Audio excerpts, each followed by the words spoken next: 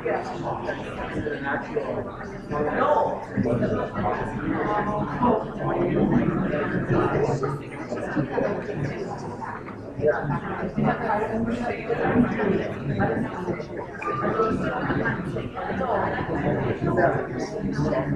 I know this drugs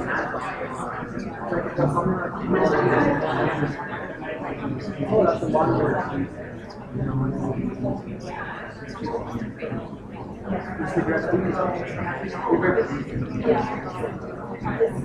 oh yeah,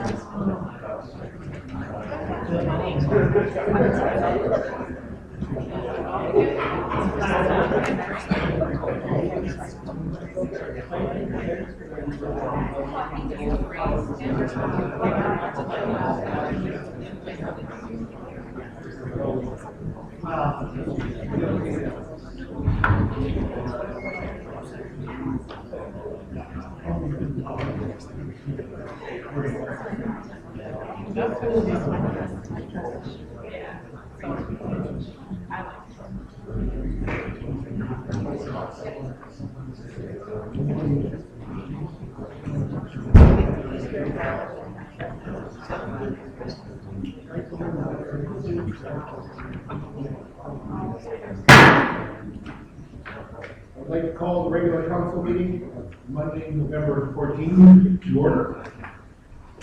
I'd ask all in the room to take a moment of personal reflection and silence.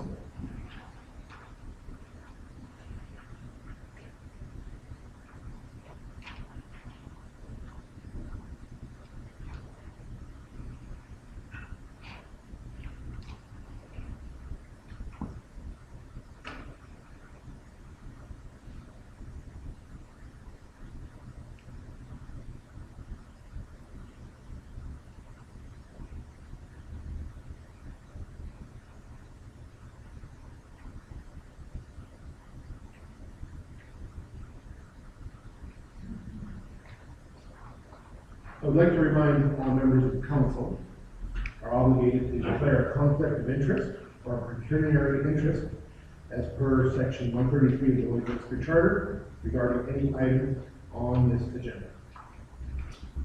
Move to item number 2 on the agenda, additions and deletions to the agenda.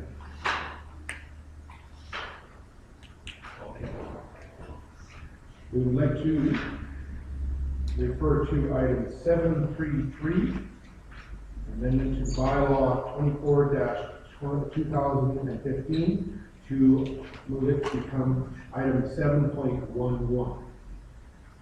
Could I ask for a mover?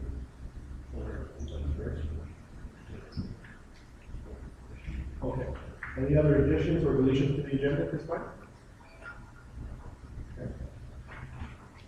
Approval of the agenda. Councilor Baker. Yes, sir. I'll move the acceptance of the agenda is presented for November 14th, 2016. Second, please. Second. Councilor Morrison. Any discussion? All in favor? Opposed? Carried. So I will then look for the approval of the agenda. Recommendation that the agenda dated November 14th, 2016 be approved. Councilor Baker. Second. Second. Councilor Torrance. Any discussion? All in favor? Opposed? Carried. Item number 4, the approval of the minutes of the previous meeting. Recommendation Also move, Your Worship. that the regular council meeting dated October 17th be approved. Second, Councilor Torrance. Any discussion? Call for the question. All in favor? Carried. Is there any business arising from minutes? Item number 5. In that case, I will move to public presentations and acknowledgements.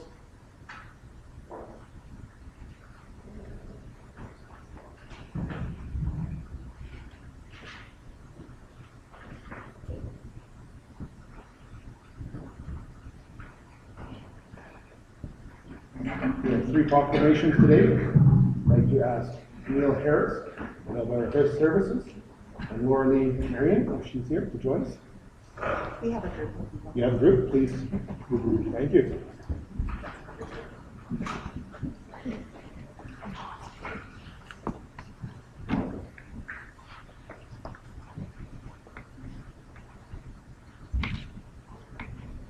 Whereas addiction matters to all of us, and recognizing that our everyday choices and interactions with others make a difference in helping prevent alcohol, drug, and tobacco use. Whereas the purpose of the National Addiction Awareness Week is to come together as a community to raise awareness about substance abuse and provide support and encouragement to people to ask for help. And whereas our community of agencies commit to working together to prevent and reduce harms associated with substance abuse. And whereas we will engage the community to work together to build a culture that prevents addiction and promotes positive mental health so that we can all enjoy health and wellness. Therefore, it is my privilege as the mayor of the city of Lloydminster to urge all citizens to vote positive action to prevent substance abuse and to proclaim the 3rd week of November as National Addiction Awareness Week. And I will sign that proclamation today.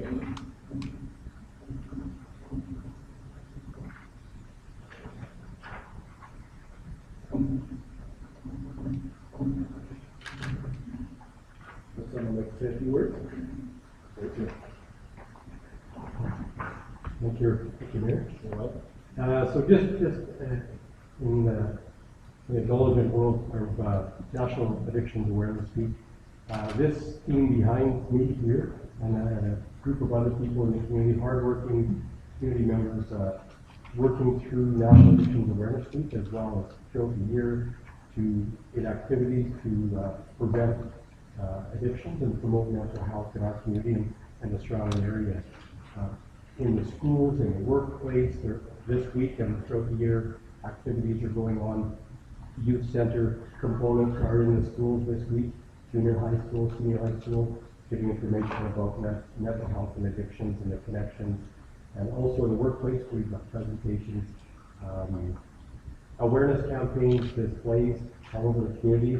Along with that, we're kind of rolling out as part of the YLL My Home Committee, subcommittee of the drug strategy, is we're re-rolling out a campaign called Men Matter, which is focused on men's mental health in our community and the fact of the downturn in the economy and hopefully there's resurgence, that men and their families, more awareness and support for them in the community as men's mental health matters. So that's part of another initiative that we're just rolling out this fall as well.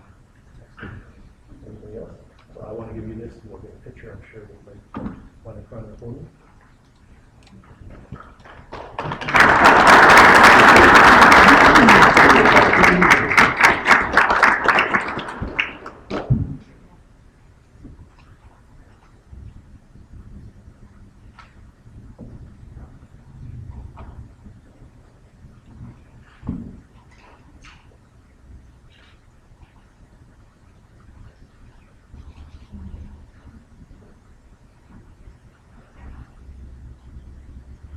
Thank you very much.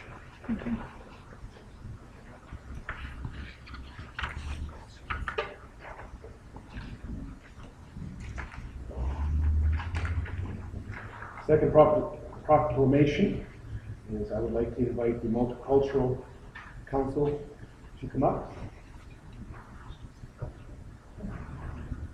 We have members of the Newcomer Gateway representatives, the Lloydminster Native Friendship Center, and Lloydminster Cultural Science Center.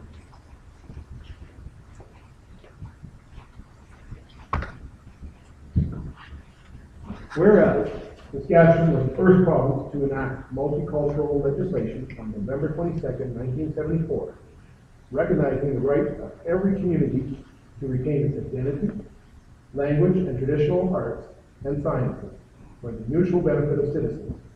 Whereas in 1997, the Act was revised, and a section of the Act states the policy shall preserve, strengthen, and promote Aboriginal culture and acknowledge their historic and current contribution to the development of Saskatchewan.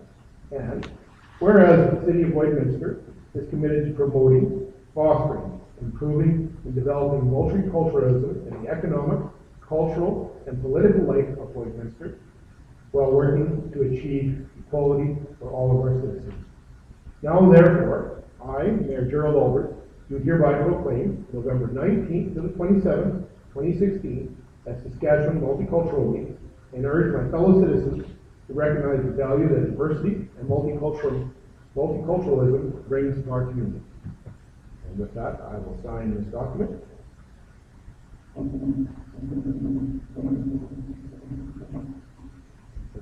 Say a few words. We'd like to say thank you to the Multicultural Council of Saskatchewan for inviting us to be part of this proclamation today, and for their ongoing financial support of cultural events in our community, such as the Multicultural Showcase that takes place at Canada Day at Bud Miller Park.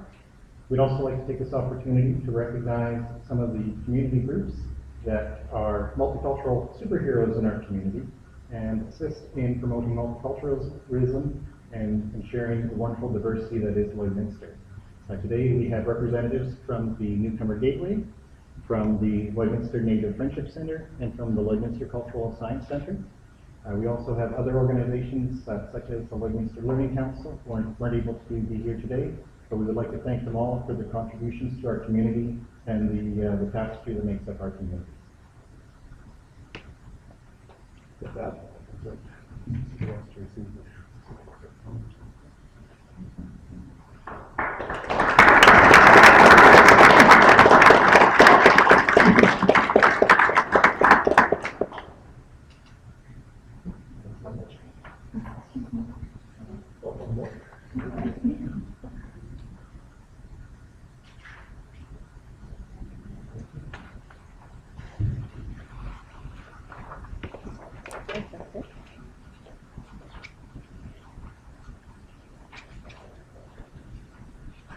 I'd like to ask the members of the Early Year Coalition members to join me.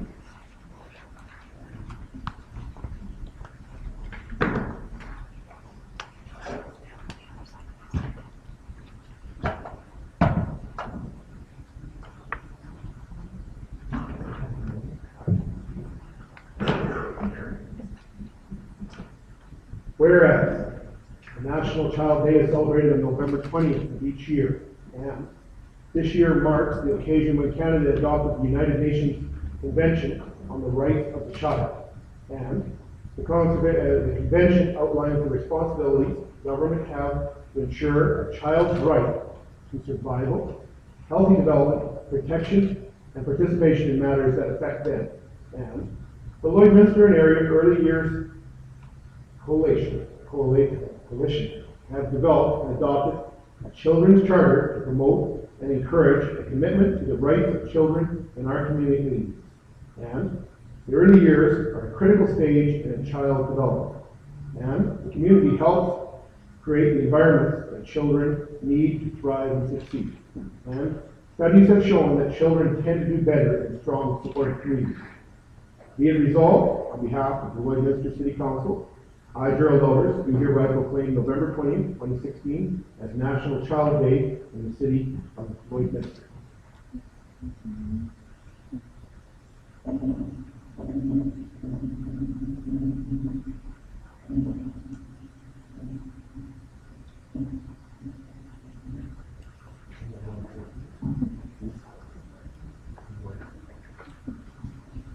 Good afternoon, and thank you, Mayor Alders, for that proclamation, and thank you to all the City Council for inviting us here today.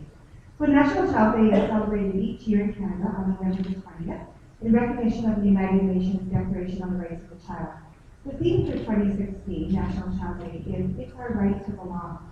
For a child, this means the right to belong in a community that responds, embraces, and accepts them, and in a family unit that advocates for them and makes them feel secure and comfortable.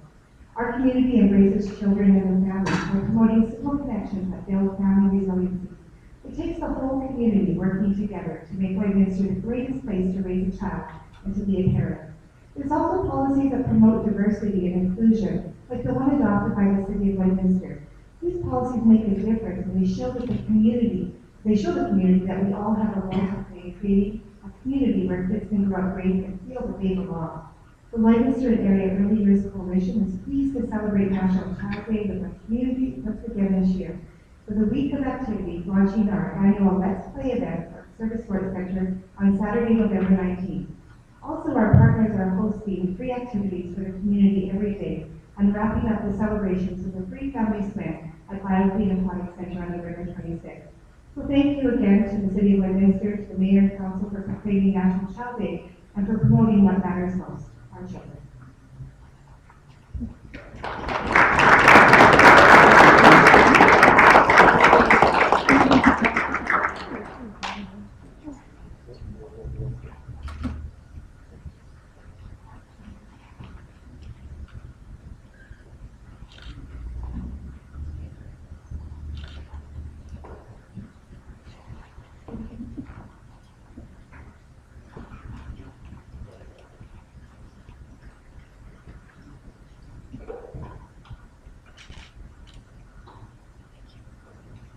Thank you.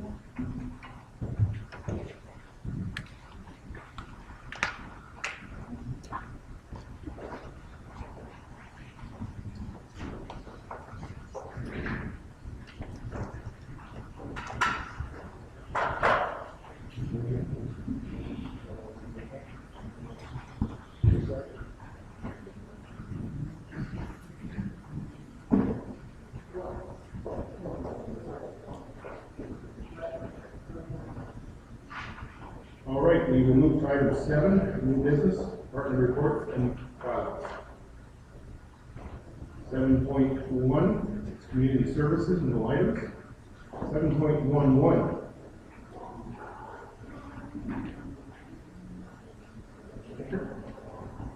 Thank you, Your Worship. Ladies and gentlemen, this is a slight deviation to what we're used to at City Council, for those that are familiar with the procedure.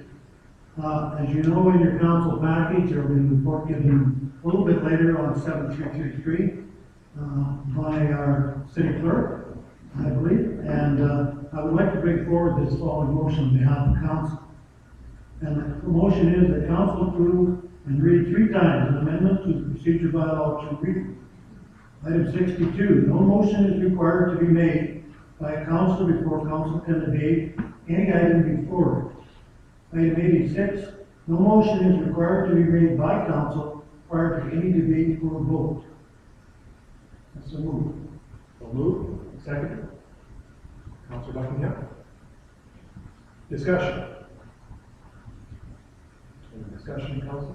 I believe we're going to have a report from the city clerk, if I got it correct, Your Worship. Thank you, Your Worship, City Council. Administration has completed a review of historical and current procedures for conduct during a council meeting. Complete rewrite of the procedure bylaws proposed to occur in the spring of 2017. These interim amendments to the procedure bylaw reflect administration's recommendation, allowing council more discussion on items. Furthermore, these amendments provide council with the authority to put forward whichever motion they prefer, rather than only having one motion that is recommended. The current procedure bylaw requires that a motion must be made before a councilor, before council can debate any item, and the motion must be made and seconded prior to any debate or vote. The current process for introduction of the agenda reports, or ARs, councilors are provided with the agenda reports, and department liaison council members read the prepared AR with the recommendation, with the recommended motion. Once motion has been read, council may debate the merits of the motion, and once the debate is completed, council votes on that motion.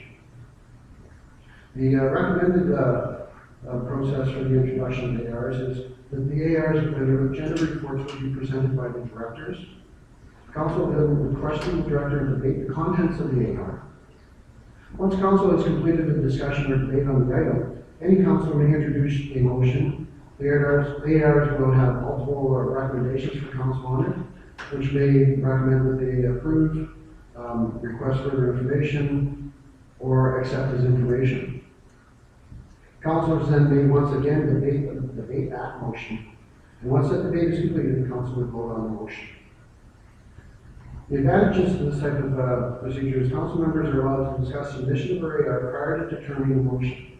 Council determines what motion it will assign to the AR, and council is allowed a second opportunity to debate the motion to the AR. Council is the final decision maker as it relates to the initiatives and motions, and the directors will respond to all council's questions relating to the AR. This removes the onus on council to present and potentially oppose an item. There is the potential that an item may not receive support, and that's just the way it would be. And we are also proposing that as a transitional, current ARs will be utilized in the November 14th, 2016 council meeting, with the exception of the administration when the AR, when reading the AR, will provide a recommendation to council when they've completely presented the items. A new AR format will be presented at the upcoming meetings. Thank you, Worship. Any discussion? Your worship, to stand, I think what it does is by having discussions that gives opportunity to fine tune the motion, as opposed to the mechanics of making the motion, amending the motion, and perhaps at some point voting against it. That discussion at the outset allows you perhaps to think through it and refine it. So it's just a different steps to perhaps achieve the same end, but allows that ability to think and design before you get to the motion. Any other questions? Ms. Baker. Thank you, Your Worship, for being someone that's been around here for a while. At one point in time in the history of the city council, administration presented all reports. That's way back before my time.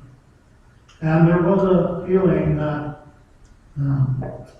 council members weren't engaged under that process because administration was presenting reports the way they seemed fit. And I don't know if that's true or not, and I wasn't there, but I think what's really important to remember, if in fact administration is going to be presenting all administrative reports, they're the ones that wrote the report. So I don't see what real difference it is. What is important that council members, all of us, stay engaged and don't be afraid to say, we don't agree with that report, or we agree with that report, or we don't like this part of that report. And if that happens, it'll be fine. But if it's just, well, I guess that's what they're presenting, well, and I'm being very serious here.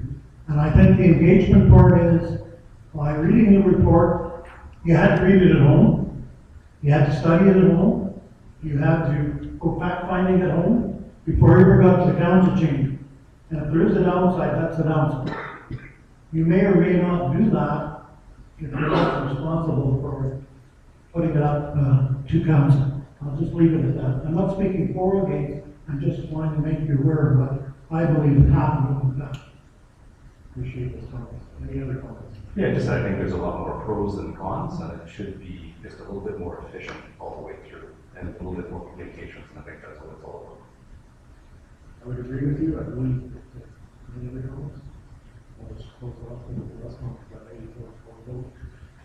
Basically, I believe that most of us are new to this table. I believe as the citizens have given us their confidence, they're going to give us that trust to work through the procedure. And I hope there's a procedure change that will give us a little bit more opportunity to get some discussion more discussion, more information, and more information up front will certainly help clear a lot of things to the air a lot sooner. So with that, I'll call for a motion, I'll call for the vote. Everyone, all in favor? Opposed? Carried. Thank you, Your Worship. So that will move us to 7.2, business services. And I'll move to the director.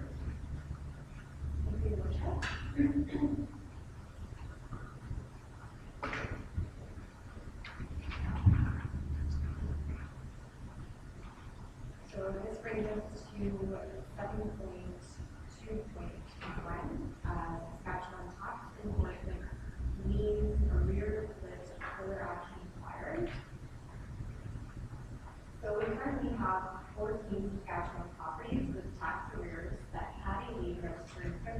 2016.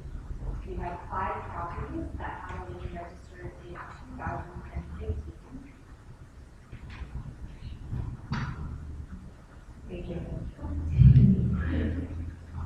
5 properties that had a lien registered in 2015, 1 that had a lien registered in 2010, and 1 that had a lien registered in 2009. We are working to make arrangements with each property owner. Unless the arrears are cleared up, we would like to proceed with enforcement procedures. Saskatchewan legislation states that 6 months after the tax lien has been registered, the council may authorize the treasurer by resolution to start proceeding for the title. A letter has been sent to the property owners in October of 2016 advising them a lien has been registered and if arrears are not paid in full, the city will be commencing tax enforcement procedures. Follow-up phone calls have been attempted for all the properties listed. The next step is to send the 6-month notice, which advises the property owner if the tax arrears are not paid in full within 6 months, the city intends to apply to be registered as the owner of the property, and ultimately the property will be sold at public auction. The city normally contacts a local solicitor to undertake tax enforcement proceedings.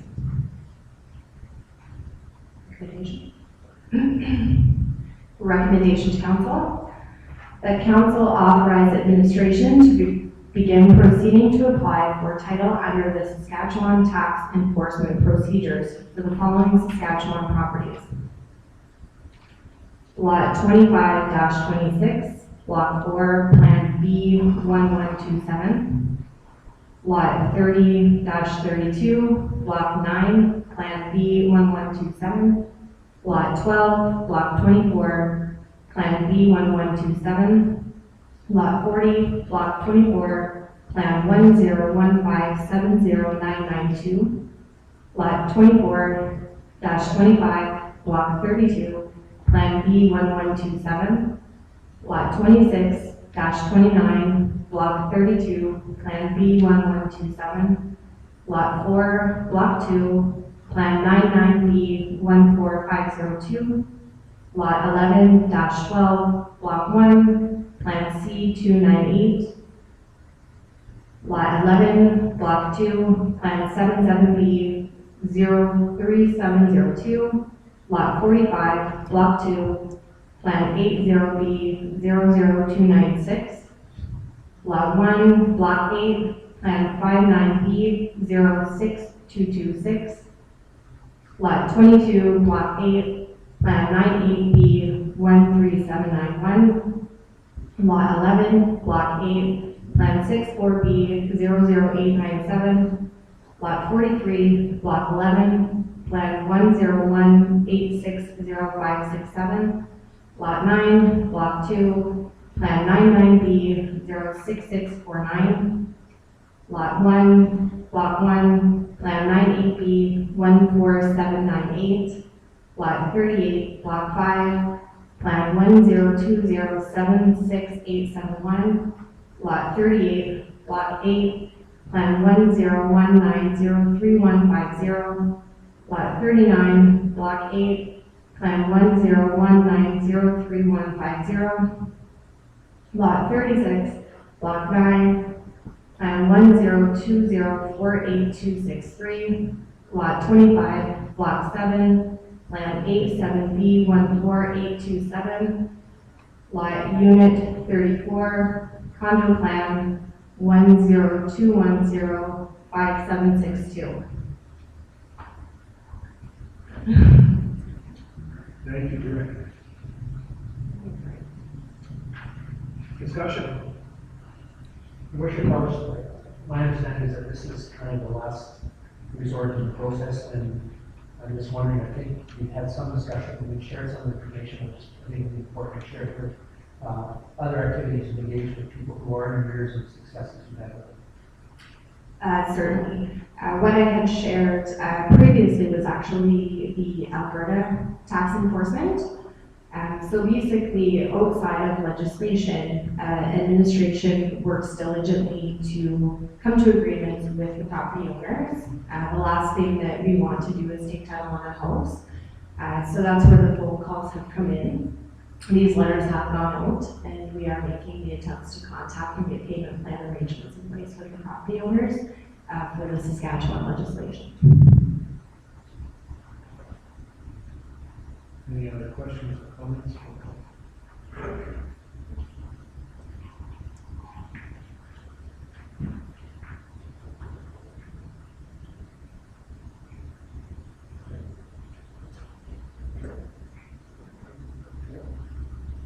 I would entertain a motion at this time, council. Council Caddyshaw. Council accept the list, et cetera, the motion is presented. Or do you want me to read it up? You actually have to read the motion. All right. Move that the council accept the list of Saskatchewan lands and arrears of taxes as of October 31st, 2016 as presented, and that the administration be authorized to proceed with enforcement of orders of tax enforcement act of Saskatchewan. Second, Councilor Fenton. Any further discussion? Call for the vote. All in favor? Opposed? Carried. 7.2.2 on the agenda. Thank you, Your Worship. Saskatchewan tax enforcement list of land in arrears. All 72 properties qualify for further tax enforcement procedures, tax liens in 2016. Letters have been sent on October 5th, 2016 to all 72 Saskatchewan property owners that have arrears greater than $60, advising that if arrears are not paid, further action will commence the tax lien. Phone calls have also been made to the registered owners on title. Liens are registered on Saskatchewan properties once per year before the end of January. The attached list of land in arrears gives details of the 72 properties that have tax arrears as of October 31st, 2016. If the arrears amounts are not paid in full by January 1st, 2017, these properties will have a lien registered. This list does not include Saskatchewan properties that have already had a lien registered. The procedures prior to registration of a tax lien are as follows. Present the list to council for inspection at a council meeting in November. Adjust the list of payments received and cost of advertising. Advertise the list in the local paper once during the month of November. Post the list in the treasurer's office and on our bulletin board for at least 60 calendar days before the lien is registered. Letters are sent to individual property owners to advise of registration of tax lien if arrears are not paid in full. Tax liens are registered on property title 60 days after the advertisement and prior to January 31st, 2017. Recommendation to council, that council approve the list of Saskatchewan land with arrears of taxes as of October 31st, 2016 as presented, and that administration be authorized to proceed with enforcement in accordance with the Tax Enforcement Act of Saskatchewan. Thank you, Director. Any discussion? Question? Look to council for a motion.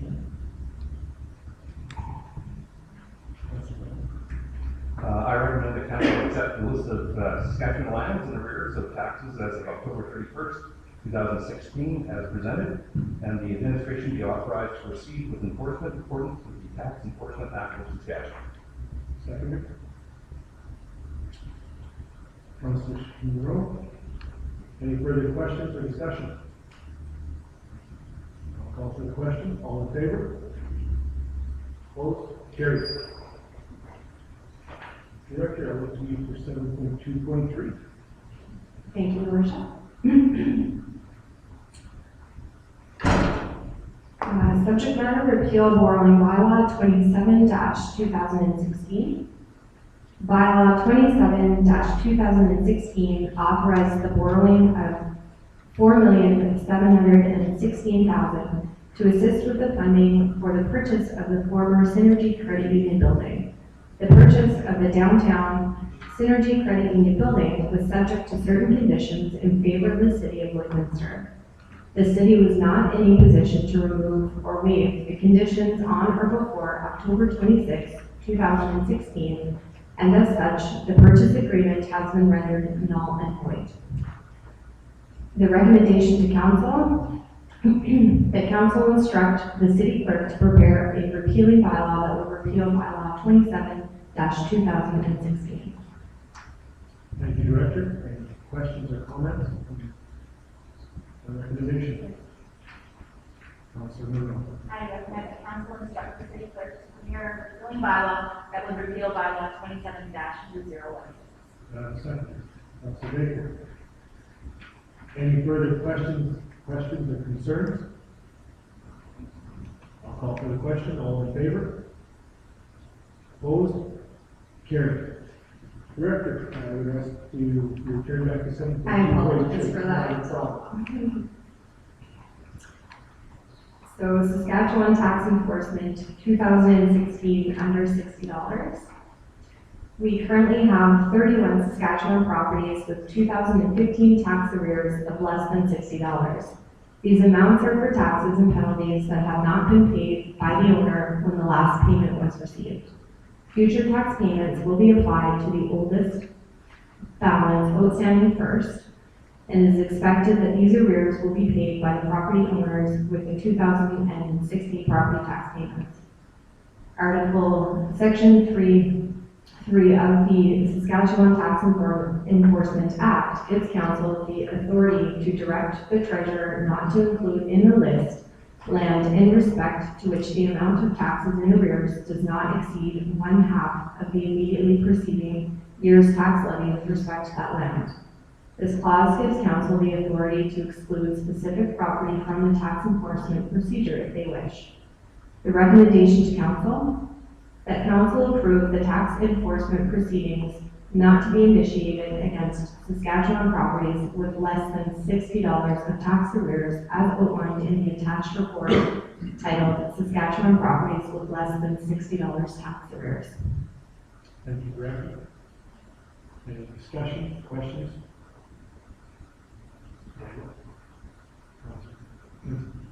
Thank you, Your Worship. Just to be clear then, so I was just going over again now in the item that we have just passed, 7.2.2, and just to be clear, so then anything over $60 could still fit in that, even if it's, because I think there's something over $78, that's the threshold that's set by the government, the $60, or is that our decision to make $60 the threshold? The $60 is as per administration's recommendation. Okay. Perfect, that's all. Thank you.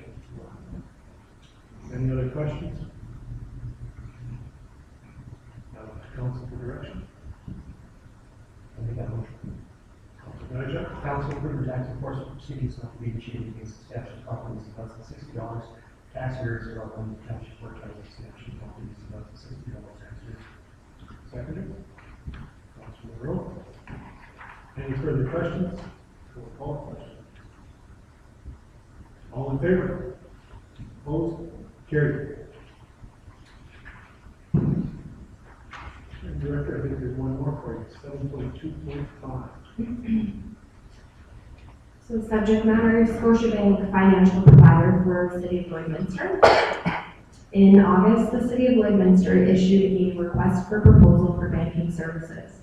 The city would choose one financial institution to be their main banking service provider for a period of 3 years starting January 2017. The city received 6 bids and all bids were scored as outlined in the proposal.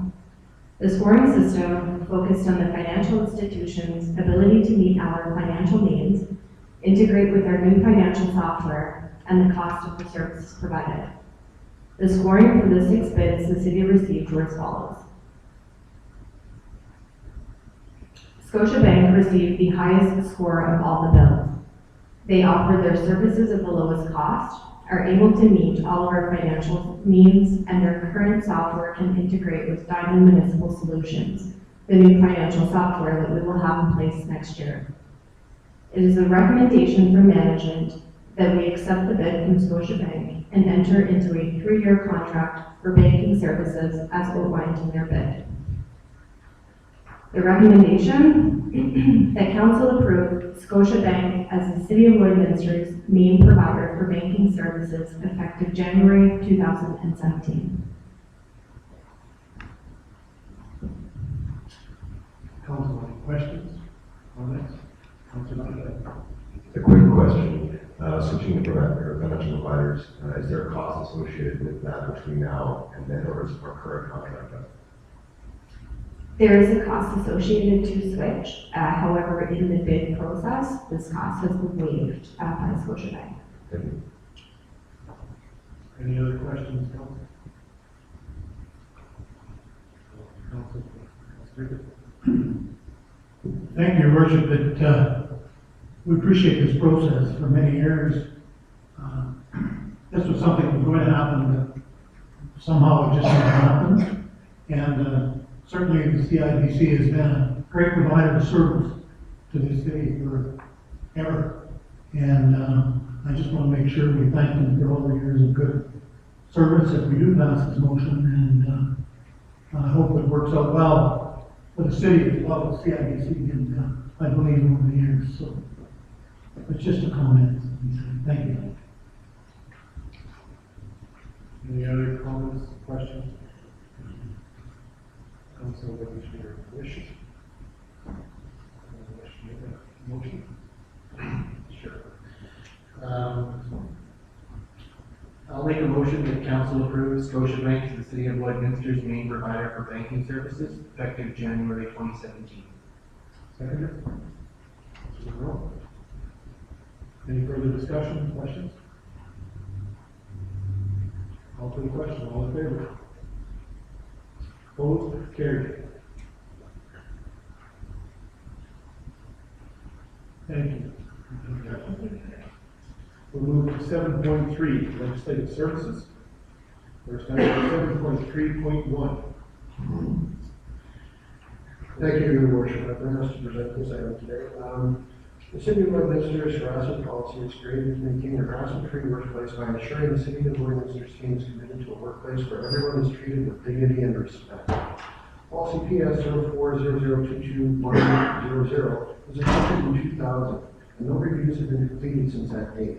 In keeping with the city's plan to review and update all existing policies, administration completed a full review and is proposing to replace that policy with this new version that is more current. I might add that QP, our local collective agreement has been consulted and they agree with the changes to the policy, as well as it meets both governing legislation in Alberta and Saskatchewan. And I'd like to recommend that Council approve policy 012-2016, the harassment policy as presented. Furthermore, that the Council repeal policy PS 0400221100 harassment policy as it is now being replaced with new policy. Thank you, Mr. Clerk. Any questions, comments? Members of City Council? Thank you, Worship. I was having trouble deciding what was in legislation and what wasn't. Is this all legislation? As I understand it, the policy meets the legislation on both Saskatchewan and Alberta. And then with the way that if there was an alleged event to occur, that Saskatchewan legislation, the Saskatchewan side of the border is not the same legislation for Alberta on the Alberta side of the border. I think it's great, but I don't think we can turn it down if it's legislation, can we? If it's provincial legislation. The new policy would be compliant with all provincial legislation. Okay. Typically organizations require to have policies in place, so that it's more flexible in the operational pieces. I think again, a policy like this is absolutely critical for any organization. Typically, culture is defined by the worst behavior you're prepared to accept, and certainly the behavior that this policy references has no place with the city or any other health organization. I have a question on page 6, paragraph. About 2/3 of the way down, it says, in some situation, the person may not realize yada yada. And then it says, when the employees to contact the direct supervisor or general manager people. So we have Department of Health people, that's my ignorance, I guess I'm familiar with human resources, but not people, so, We refer to our human resources department as our people department. okay. I just had people there on its own, and I was like, we the people speak, or what's going on here? Does that answer your question? I think that's just the question. Any other questions or comments? Just a comment, I think it's very encouraging to see the administrations going back to policies like the stated 2000 and making appropriate upgrades to it and reviewing the policy. I was very impressed with how it was all laid out and the changes from previous policy to new policy. So just a tap on the back of the administration for taking this step as we review a lot of policies coming forward. This one is key and certainly important. Absolutely. I was just adding, and your worship, one of the things that people don't realize is the studies that have done around the cost of instability in the workplace, and behaviors that are referenced in this policy, if they're not dealt with, have a significant impact, not only socially and emotionally, but on the actual financial integrity of an institution. So, I mean, this is absolutely critical in session. Thank you. Any other comments before I ask for wishes to council?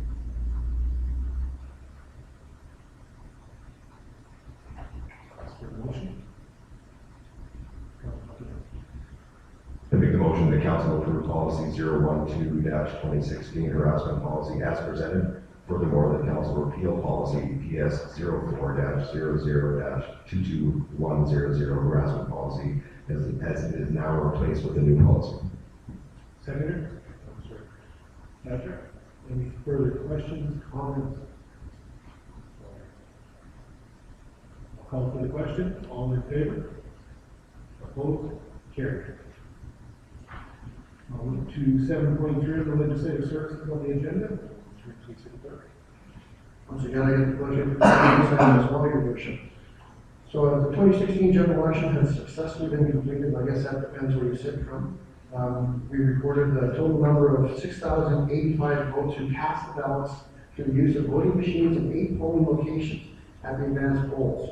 In 2012, there were 2,934 voters with one last polling station. Following discussions with some residents, the 3 main reasons people came out to vote were the candidates, the issues, and the voter engagement campaign.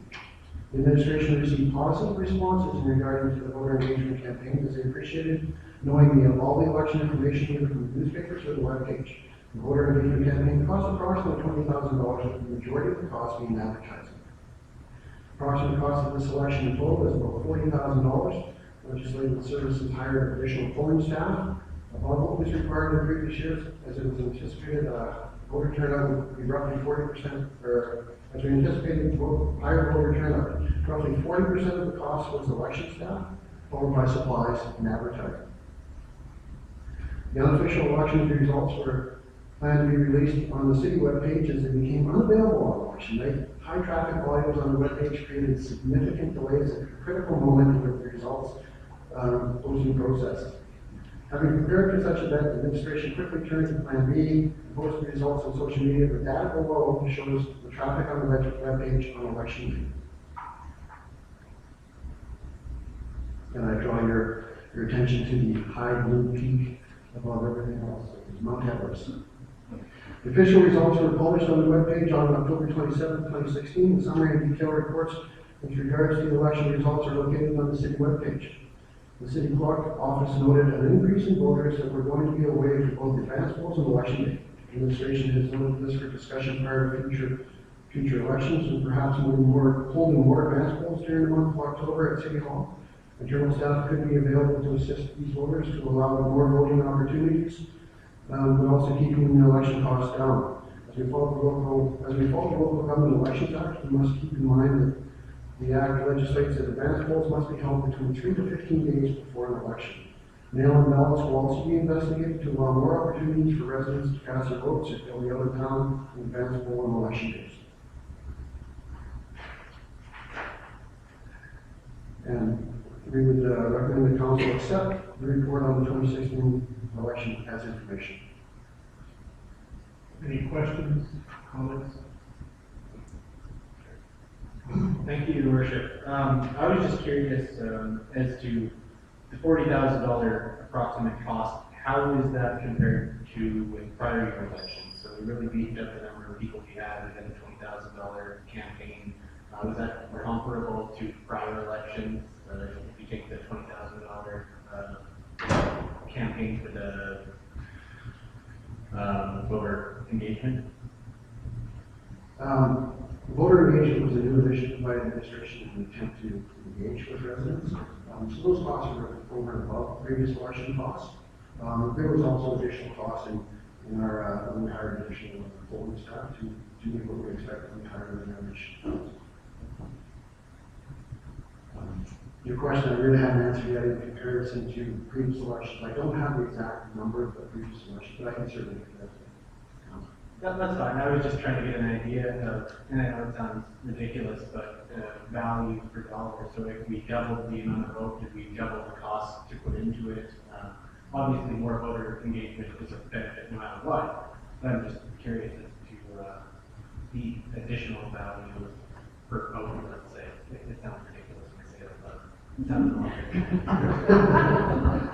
I think, Councillor, I think it's, rather than clear, it's part of our challenge as council, and all recently being elected, or council bigger being re-elected, it's important that we are getting good value, and that we're spending taxpayers, and we'll come about in 4 years when we review this again. I think the election was well handled by the city. Certainly, I've got a rash of comments of all sorts from a lot of university students.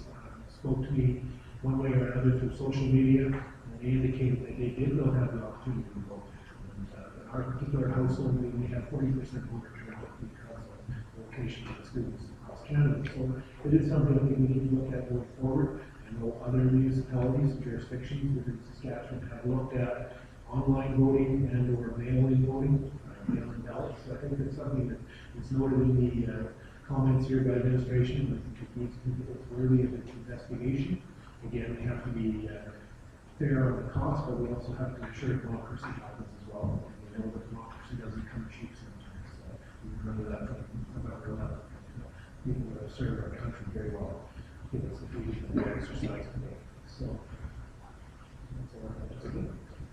I'm just going to add, again, accommodations to look at initiatives to add people to the process of democracy, and I think it's a significant challenge, and we see the effects of not participating in parts of the world today where even when you have a popular vote, it still isn't election, particularly to the south of us. So that I would certainly encourage the administration to continue to explore, and if there's a way to find even more information on why people did not vote, what it would take to get them out.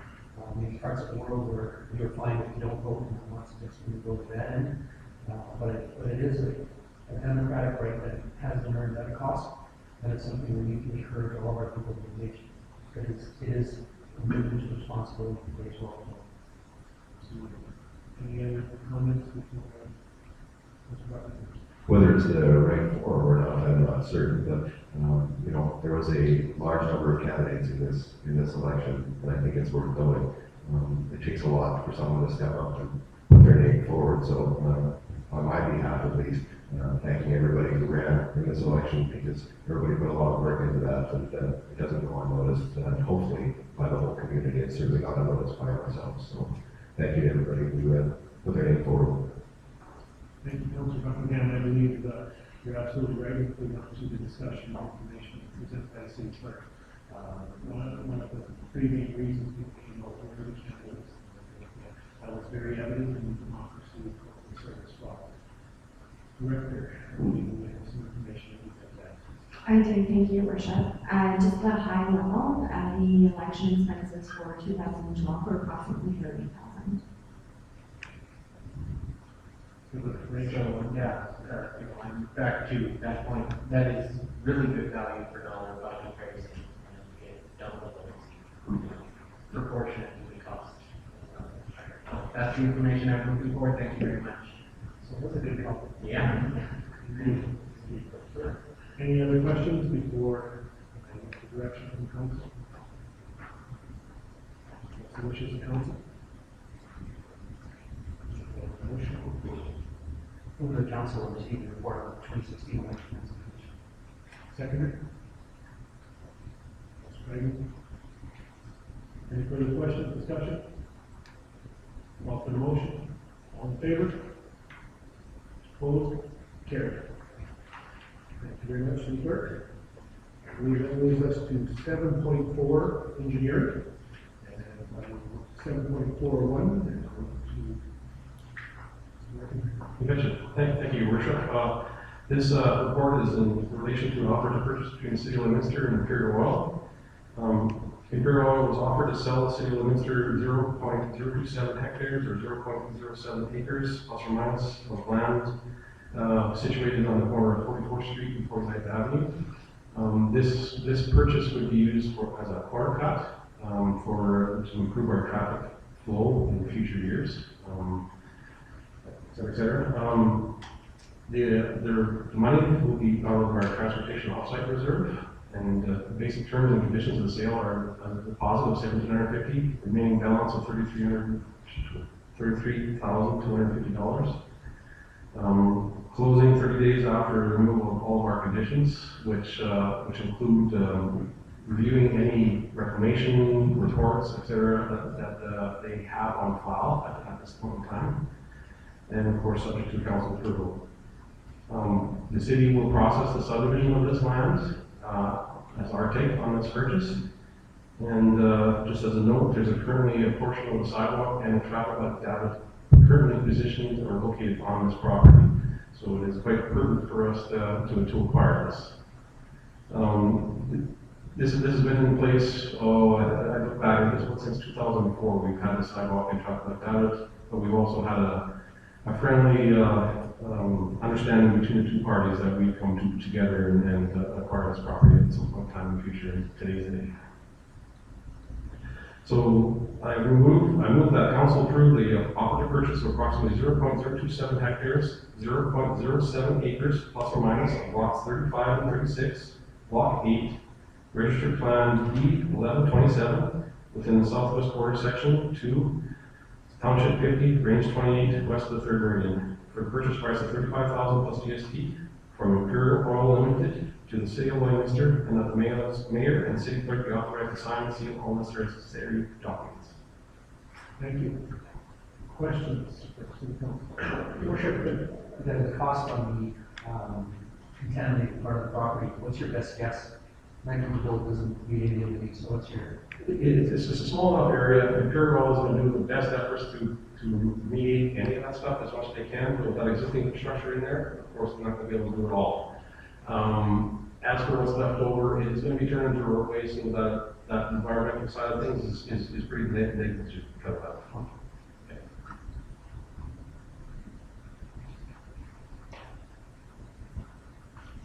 From an environmental perspective, the environmental property owner, I believe, very wrong, is that it ends at the sidewalk. So since we have our sidewalk on their property, kind of give our call, that makes the land up. Just the way the environmental works when you get into these situation. Any other questions or comments? I look to council for direction. Your worship. We're just checking on the survey. The recommendation is the council approve the offer to purchase approximately 0.027 hectares of 0.07 acres in lots 35 and 36, block 8, registered plan D1127 within southwest quarter section 22, township 50, range 28, west of the 3rd Meridian, with a purchase price of $35,000 plus GST, from Imperial Oil Limited to the City of Leominster, and that the mayor and city clerk be authorized to sign, seal all necessary documents. Council Baker moves, and we have a second for this. Any other questions, comments? I will call for the question. All in favor? Opposed? Carried. Move to 7.5, operation. Councilor Caper. Actually, I'm going to defer to my friend Sam over there, Sam Napoleon, the general manager of planning and development. Thank you. Thank you, Your Worship. The first one here is a proposed rezone for Highway 17 south of Highway 16 down to, I think, West Street. Now, the City of Lloyd-Fisher, after the approval of the last land use bylaw, discovered that there were some areas within the city that actually, based on this new bylaw, needs to be revised so that we can actually have the type of development that is anticipated for those areas. This is one of them. So on September 14th, an application was made to amend the land use bylaw map from C5, which is service commercial, to C2, highway corridor commercial, on lines described in the attached list, and that list is very long. So I will, if council will pardon me, I will just go ahead and just give the rest of the report. The DC2 district allows more permitted and discretionary uses than the existing C5. Existing businesses that do not comply with the proposal will be grandfathered in and will be permitted to continue operations. It's not going to affect any business whatsoever. The proposed rezone will only affect the parcels outlined in the attached map, and that map is shown up there. There will be no direct impact on adjacent properties. On September 28, 2016, approximately 914 referrals were sent out, as we will always do in this type of redistricting. That was sent out to internal departments and external agencies and adjacent landowners. And the internal responses that we received were pretty much generic. There were no concerns because it's not going to be having any impact. At least any discernible impact on adjacent properties. Now, external responses were received from Canada Post, SaskTel, Water Security, ATCO Pipelines, ATCO Gas, Lloyd-Fisher Economic Development Corporation, TELUS, and SaskPower stating there is no concern. Approximately 75 responses were received from adjacent landowners requiring further clarification, but no concerns were brought to the department. So a summary of the concerns that were expressed on this next page, some of them were, they wanted to know if existing structures or what existing structures on the land or on the subject land, whether or not it will impact them. Council, we do know that council may initiate an amendment of the land use bylaw by granting first reading to the bylaw 32 to 2016. Council must establish and hold a public hearing prior to second reading, and prior to the hearing, a notice in accordance with section 606 of the Municipal Government Act must be advertised in the local newspaper for 2 consecutive weeks, ending no sooner than 5 days prior to the date of the public hearing. And then by the 31, 2016, and supporting documents will be available for viewing by request at the City of Lloyd-Fisher Operation Center. So we don't see any financial impact on these, governmental implications based on the fact that all we're doing is just rezoning what's already there. And then in terms of the alignment with our strategic plan, what the city says, we pride ourselves in being the seamless city, whether you're in Saskatchewan or in Alberta, still. We feel the same, that this one actually complies in accordance with that. So the recommendation that we are making to council today is that council grants us reading to this bylaw, that's bylaw 32-2016, to rezone approximately 39.45 hectares of land, which is about 97.49 acres of properties located along Highway 17. The purpose of the rezone is to ensure that all parcels on the attached list of legal land restrictions are compliant with the current land use bylaw, which is a bylaw 5-2016. Thank you. Questions or concerns? Your Worship, just a question. Sam, why is there more property in some areas or less in others, and what's the thinking there? So if you look in Alberta, at the top there's 2 or 3 lots in, and there's nothing, and then strip, and then 2 or 3 lots in, and then the variance center.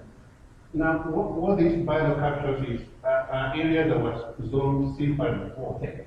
And so that's all we identified. Okay, so all that was C1 before. Councilor Baker.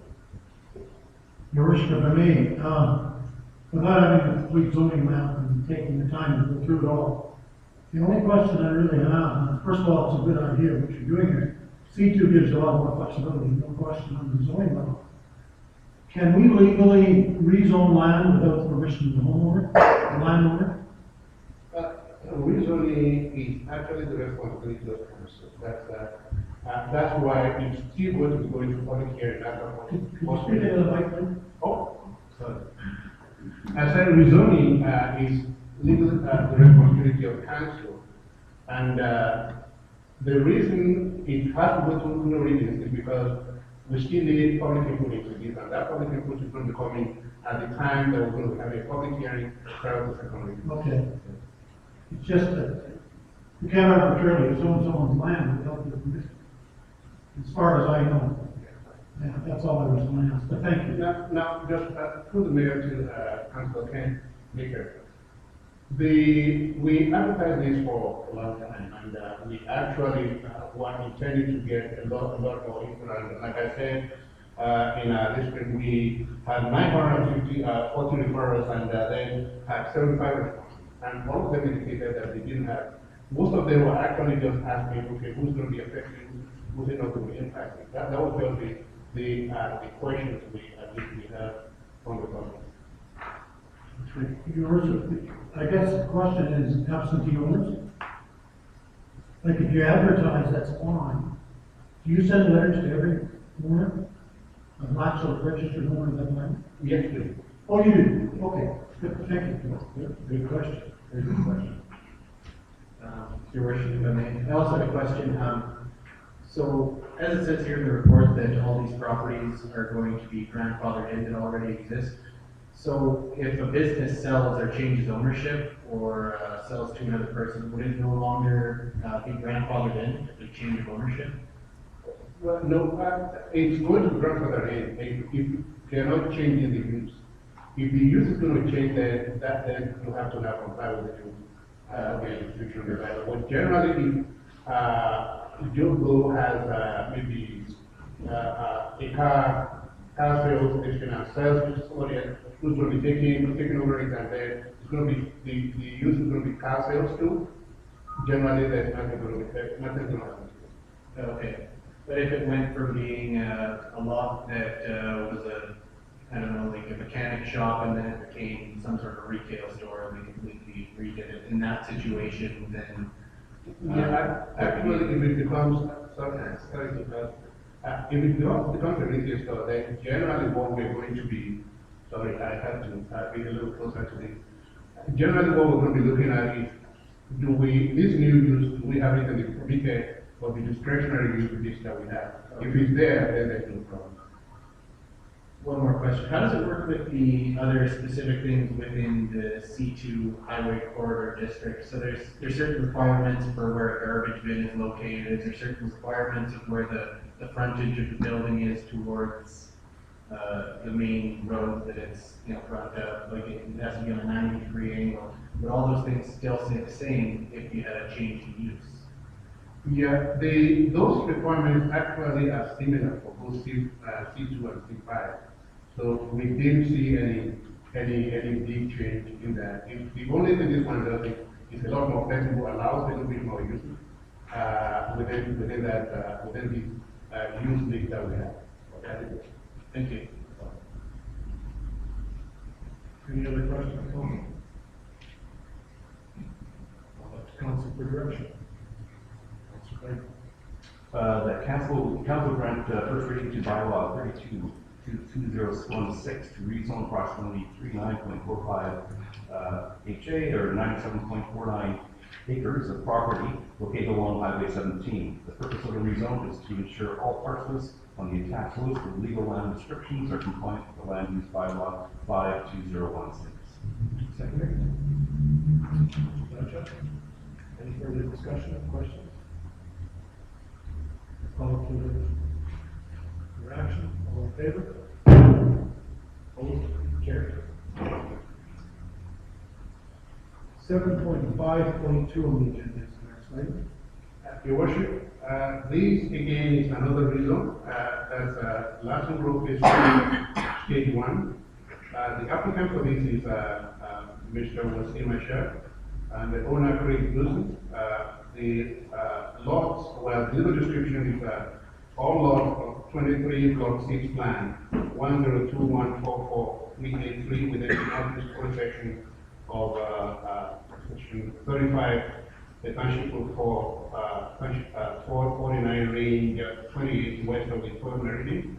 Current zoning now is R2, that is semi-detached residential district, and the proposed zoning what we're proposing, or what's being proposed rather, is row house residential, more or less just a fourplex within the area. So on September 8th, an application was made to amend the land bylaw map from R2, that's semi-detached residential, to R3, row house residential on land described above, as shown on the attached plan of the proposed rezone. The purpose of the rezone is to facilitate the development of one row house dwelling site. The site plan submitted is proposed for 4 units of dwelling on this area, and all of them stack on top of each other, just as per policy 8.3.1 of our municipal development plan. The neighborhood should have a broad and varied housing distribution to meet the needs of all age and income groups. And then on September 14th, referrals were sent out to internal departments, external agencies, and adjacent landowners. Internal responses we received from legislative services and director of operations stated no concern. Engineering services have requested that the unused services that were provided from previous applications be required to be abandoned. Water services have stated that any sewer backup will affect all 4 tenants. If there is to be an individual limit for all 4 units, it will be required to have 2 service connections rather than 1, and this is due little bit.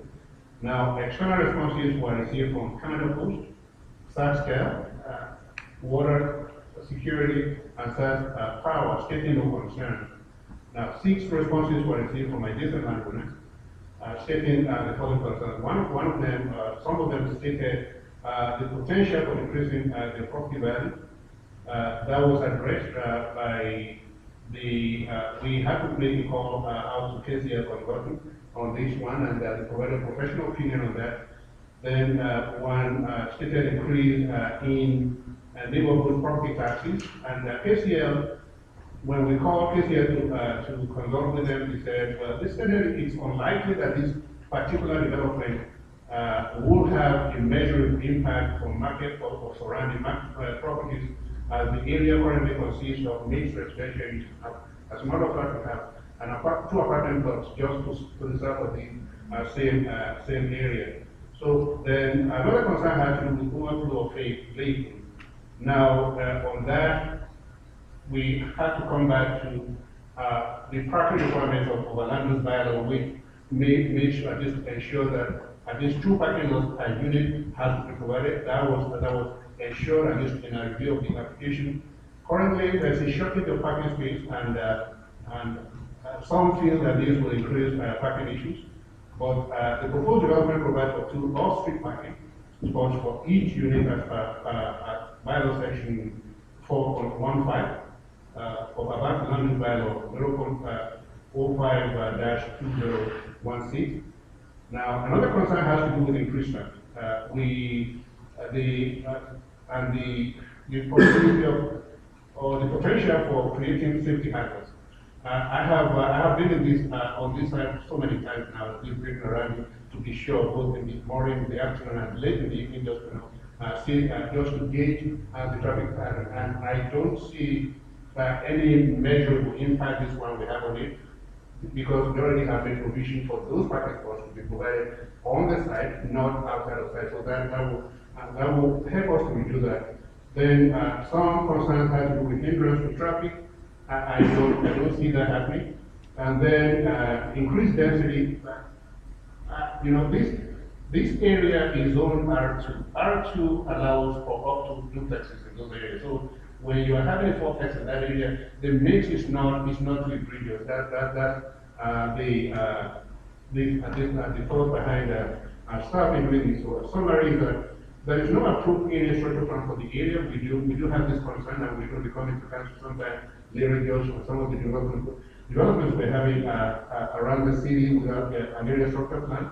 But the planning, it doesn't make the planning any less rigorous and more or less to the benefit of the city. There has been no traffic impact assessment completed for just the fourplex. This is not, we consider this not to be necessary for this level of intensity. We're not throwing new apartment in that area. The municipal reserve was provided at the initial stages, so that's going to continue to remain. There are no structures that exist on that subject land, and council may initiate an amendment of the land use bylaw by granting first reading to this bylaw 31-2016. And council again was established and hold a public hearing prior to second reading. And prior to the hearing, a notice in accordance with section 606 of the NDA was to be advertised in the local newspaper for 2 consecutive weeks, and they no sooner than 5 days prior to the date of the public hearing. And bylaw 31-2016 and supporting documents will be available for viewing by the rest of the city by request at the City of Golden National Operations Center. So our recommendation from planning or from operations here is the council grant was reading to the proposed reason of approximately 0.088 hectares of land, which is about 0.22 acres of all of blocks 23, block 6 plan 1021-44383 within Northeast Forest Section 35 Township Route 49 range 28 west of the 3rd meridian. Thank you. Thank you. Council, any questions, concerns? Okay. Thank you, Your Worship. I do have some concerns. Typically, when you do a subdivision, you designate what's going to be built where, so that when people are buying property, they know what might be next to it. And when you look at the subdivision plan that's shown on the map, this is an R2, and if I have my interpretation of the bylaws correctly, that allows for single family or duplexes. In an R1 district, again, I stand to be corrected, that's single family dwelling. At one point in time, they did allow duplexes, but it doesn't amount now, I'm not 100% sure. But when you look at this map on block 23, it's right in the middle of an R2, R1 district. Many people have paid good dollars for a single family dwelling. And whether we like it or not, they don't necessarily want to be blindsided with the row house project. There's nothing wrong with them, but right in the middle of the site. Another thing that I couldn't get figured out how you would put a 4-unit row house on that site without having the backyard facing someone's property. And I think that people have a right to know what the zoning is before they buy. And if we arbitrarily change zoning for convenience sake, I don't think we're being fair to all those homeowners that are surrounded. Some might say, well, people just don't like high density properties next to theirs. Well, that's a true story. I know from private life that people pay a premium to get a prime lot, so they got some airspace around them. And I'm not sure this is the right project for that area, or for the middle of that block. Lot 23 is kind of a funny shaped block, kind of whatever you call it, north of the R2 there. And I did ask the director on Saturday, in all fairness to Director Al, if he had a site plan, how they were going to lay the building up and what that was going to happen. Well, I understand it'll come later, but zoning, and I would put it to you this way: if I paid for a single family dwelling right across the street, and I knew it was R2, which I have the right to know, and then somebody decided to change the zoning, I'd be pretty upset. And so I have some real concerns what we're doing here, or could be doing here. Thank you. Council Major, any other questions, comments? So I guess I'll start on the dialogue again. This is a suggestion to your point, to not vote in support of the motion or vote and let the process go forward so that homeowners can have an opportunity to respond. Well, I don't know exactly from the report what kind of responses we got. You read some of the negative comments from owners. Like you went one for one, you might, I don't know how we conducted it. Right now, I'm opposed to this, no, if you want, no. I'll just add the one thing that strikes me about this lot is the size and shape of it. Because certainly looks significantly larger than any of the other properties as well. So in setting that up as a property of that size, it's a bit of an anomaly in itself when you look at it. Sorry, yes. South of there, is there not apartment buildings and there's condos? It's not just, I mean, it's not all single out. One block south, if I make it back, on 32nd Street is all apartments. Yes. Right? So you're just going one block. So I mean, those people know in that area that there is apartment buildings and there is townhouses. It's not a strictly, and I mean, with the traffic circle just north of there, is that correct? Okay, so for me, I don't have a problem if I don't really see it as just single family homes when I look at that area. As a whole, we're seeing the one block right now, but the whole area is quite populated actually. Yeah. And through the mayor to council, we do know that this area, we have R2 zones in that place already. And part of our objective, especially in our municipal development plan, is to build a lot of mixed uses and pull them all together so that we have mix of this. And before buying to this Councilor Baker, the fact is we have apartment buildings just close by, and then we have R2 zones in the area here. I perfectly understand why some people may have concerns, but again, these concerns can be addressed at the level of the public hearing when they come on in. We have requested for at least for concerns, and the district concerns are the ones who presented to council today. Councilor. Thank you, Your Worship. Follow-up question. If the land was zoned R4 from day one, that's fine. You know moving in what the zoning is. I know where the building works. I spent an hour over on that site on Saturday afternoon looking at these facilities. And the plan I got wasn't what you see today. And I did discuss that, we had some problems with PDF. And I talked to Director Allen this morning, got some new plans. The bottom line is, when the land subdivision was completed, zoning was assigned to the property. When you buy the land, you have the right to check it out to see what's going to be built around you. These people that have built, and I have an aerial photograph here of the subdivision with all the houses laid out, and there's single families totally circling the whole property. And I would bet that a lot of those people, I don't know how stringently they checked that out, but I bet they believe they were in a single family dwelling subdivision. And now arbitrarily after the fact, we were looking at putting a row house in the middle of that block. If that land had been zoned R3 prior to construction, sales, and it was designated to R3, and everybody had the right to know that, their lawyer, whoever they hired to handle the legal affairs when they buy land, could have explained to them that this is R3, or the salespeople, and that you could have a row house built there. The R4 building that exists there was some of the first buildings built over there. And that land, I believe, again, I don't have all the hard written facts in front of me, was rezoned before construction ever started, or was zoned before construction started. So there is a difference. I would agree with Alderman Baker that I think it's important that there's some integrity in the planning process. And it's not sort of a, for the block where an application comes in. The other part of this, when sort of looking at the zoning, is that the size of that property is so different from the pieces that are around it. And then the challenge is to what it can be used for, because from a single homeowner perspective, it's a size that really is more than an individual need. And so it's almost like it may not get sold at all unless there's another use, or I guess the other thing is maybe put two duplexes in. because that would fit under this current zone. So, that's the other option, right?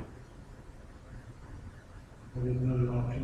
I don't know if you could go with 2 duplexes or one duplex. I think the issue, Councilor Dutch, this is one lot. To put 2 duplexes on, you have to subdivide it into 2. And that would be challenging. I think this has been on the radar for some time due to its irregular shape, as you're saying. And just so, further to your original question, Councilor, about the public process, and as Sam stated, this is the same as the rezoning one, where it's first reading and then there's a public hearing process going forward into second and third reading. I know it's a bit of a step back, but just in the report, one of the things that was mentioned was that there's no area structure plan. Is that for Larson Road in general, there's no area structure plan? That was the comment, because It is for the entire, yes, it's for Larson Road. Larson Road in general. No, just area. Usually, area special plan is prepared when you have a water line that's a quarter section or bigger. This is just if there was an area structure plan, then a lot of the questions we're having are going to be having because in terms of what's going to be in these different areas, it will have been fixed in the area structure plan. But even with that, people still apply for reasoning, at least to ensure that some objectives at least are really not only just financial, but even city objectives are met. Right. So then the question to me would be if there is no area, there I may have misunderstood or maybe I was just waiting for my turn to speak. Sorry for that, I thought that. So that if there's no area structure plan, including this, is that not a step that's required in making a subdivision, like in terms of hierarchy of organs, that you need to have an area structure plan approved prior to subdividing lots? That would have been the most essential step prior to the development of land in this area. But this is almost fully developed, at least in that area. So requesting that now, after the fact, will be a little bit previous of the development. Now, going forward, and that's why I said we're looking for the council to actually come before council to let council know that before any developer starts any development in the city, we will have to continue to maintain having that requirement met first prior to what we are for. But this is only all fully developed. Right.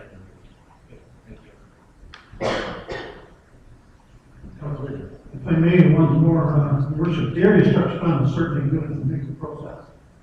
One question I have, that, and I don't know where the subdivision plans are because Larson Road stops and Muskegon is a bunch of land and then it's Iron Wells. Where does Iron Wells land in? Your Worship, through the Councilor Baker, Iron Wells is the commercial development next to the highway. Well, that's not the subdivision road. This is the neighborhood Okay. Marcy Road. That answers that question. But regardless if there's an area structure plan or not, the land zoned R2. And I would think that law prevails until it's changed, regardless of what you're doing. It's R2 land and people bought, or could have bought, and would have known if they had checked that it's R2 land, not R3 or R4.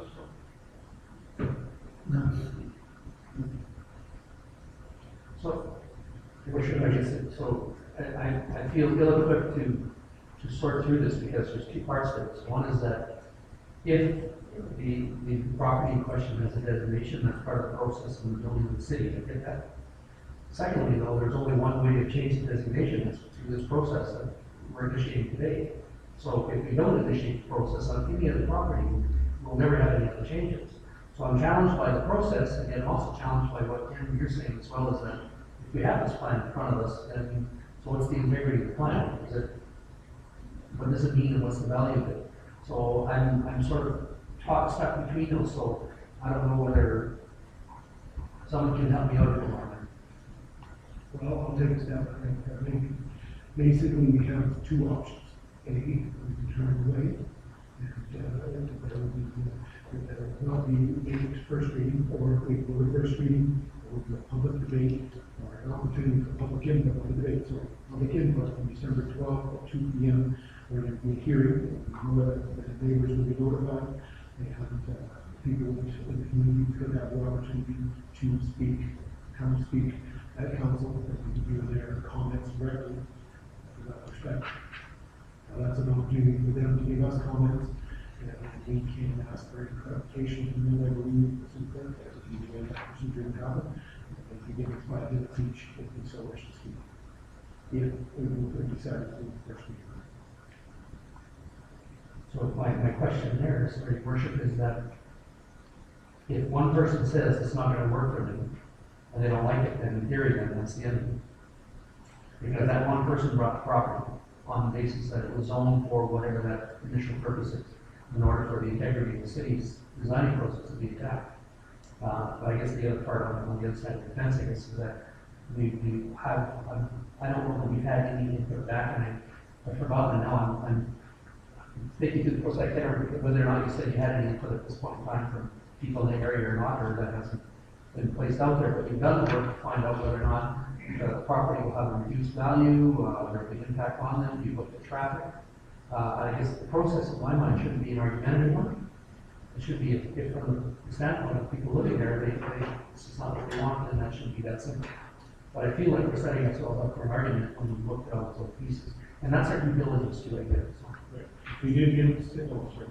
Sorry, so is this a precedent setting scenario, or has this been brought before council rezoning for residential prior to, has there been different cases like this? Oh, well, just like council, I'm new familiar with the city. But my personal experience is that yes, at least in the city here, people apply for rezoning every time. Right. It's going to be a decision of council to just make a determination based on the facts of what is presented and what you receive as input as for the chair state, whether or not to proceed with it. But anybody can apply to rezone any portion of land in the city. I don't think it's not unique. Right. I don't think it's precedent setting. Right, no, just my concern is that if, like, I didn't personally see a problem with it, but like Ken said, then we're kind of setting ourselves up for everybody lining up and wanting to zoning for the properties, right? If we do go ahead, but I guess it's just, they have to come in and we have to respect the meeting, so it's fine. I understand. Councilor Nash, if I can answer the question, there were 6 responses, I understand, your notes here, and there was various comments, no parking, choosing, so decreased property value, increased property taxes, increased traffic, which would add an extra, in essence, 2 more residences, there are the potential for being opposed. So there's certainly some things there that people may want to come back and speak to council to make sure that we're here, fully hearing their concerns. Any other discussion? Council for direction, hold the motion. Sure. Thank you, Your Worship. I make a motion that council grant first reading to the proposed rezone of approximately 0.88 hectare or 0.22 acres of all of lot 23, block 6, plan 102144383 within northeast quarter section 35 township, 49 range, 28 west of the 3rd meridian. Seconder? Roll. Any further questions, discussions, or motion? Call the question. All in favor? Opposed? Carried. Thank you for discussion, council. Thank you for the information. We'll move to agenda item 7.5.3. Thank you, Your Worship and Council. This is an article we presented to Council as a request proposal that was sent out for downtown area development plan, which was won by O2 Planning and Design Incorporated. Now, the background of this is that as an emerging city center, the city of Orange downtown core features rich history, local champions, and opportunities for growth.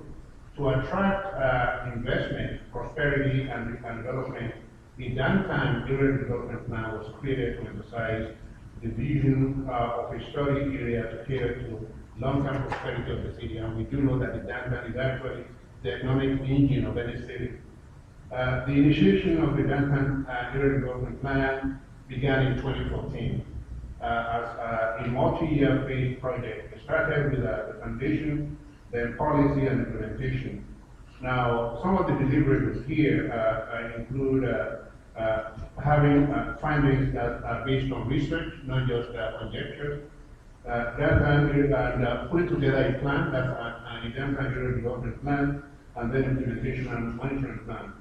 Public surveys highlight the public's desire for the development area that will bring additional storefronts, office space, and attract more people to the area. Findings from phase 1 are foundational, and the preliminary information findings to move forward with phase 2. Now, in September 2015, phase 2 began with the anticipation of bringing forth a consultant experience in downtown development to help create a legislative document that will revitalize a downtown area. The consultant will work closely with the city of Burmester to create and finalize the downtown area development plan over the next 15 years. Now, over the next year, but again, the plan is going to span for maybe 10 to 15 years. Now, the downtown ARP, as I will call it now, will serve to develop a long-term comprehensive vision that meets the demands of the economic, social, cultural, and environmental prosperity of our downtown for the next 15 years. After following and completing the consultant procurement process, O2 Design Inc. had been chosen as the prime consultant for the city of Burmester, and there is a number of things that we I think before we made before the department made its choice. Now, the O2 Design Inc. A multidisciplinary firm, and the project cost now will be that at least they're presenting about 149,547.60 plus GST. The firm itself is a multifaceted firm with a landscape architect, planners, urban designers, and public engagement specialists. Actually, they won the award for public engagement, that is the APPI award for public engagement in the last maybe 2 years running. Now, the consultant is partnering with Watt Consulting, it's an engineering firm, highly reputed in Calgary, who's going to be working with them to develop the engineering component of it. And they include professional engineers, land surveyors, project managers, survey technicians, civil technologists, and construction supervisors to deliver a holistic plan for the downtown. O2 Planning and Design will act as a prime consultant to provide all the planning and basically the project management aspect of things. Furthermore, Watt Consulting will address the transportation and infrastructure component of the project. The primary consultant will bring key strengths to the area, to the table, extensive experience in downtown development, innovative policy planning and analysis, and creative graphic design and visualization is going to be part of their product. The consultant proposed methodologies in creating the downtown area development plan as follows. It put forth in 5 phases. Phase 1 is to coordinate an initial start meeting and project kick-off working tour, and finalize work planning and compile all necessary project information. Phase 2 is visioning, and phase 3 is the development of it, which is the major component of what at least what we're going to be looking for. Conduct a deeper supporting analysis of the downtown, develop a draft plan, and review and revise the draft plan with the city and advisory committee. Then phase 4 is mainly going to be refinement, and then phase 5 will be delivery. Now, and that based on timeline, if we start by December of this year, by October of next year, the whole project will be done. Now, management of the project will include monthly progress reports and regular project full meetings with the city project manager and his staff. Deliverables allocated to each phase will receive final approval by the city. Now, the evaluation criteria that we use, maybe please look at one of the overhead for a minute. We had about 12 proposals submitted. The criteria that were used were 6, including quality of proposal, key staff and qualifications, methodology, project schedule, financial, and interview. For those who were successful and shortlisted, we interviewed them, 3 of them in total. Now, each item was given a score. Ultimately, which ultimately decided the score for the evaluation criteria, and that is a little bit of the metrics that were used, in these. We started from well, excellent to above average, average, below average, poor, and non-responsive. Now, the proposals were priced as follows. Now, we have 12 consultants, like I said, submitted proposals. Now,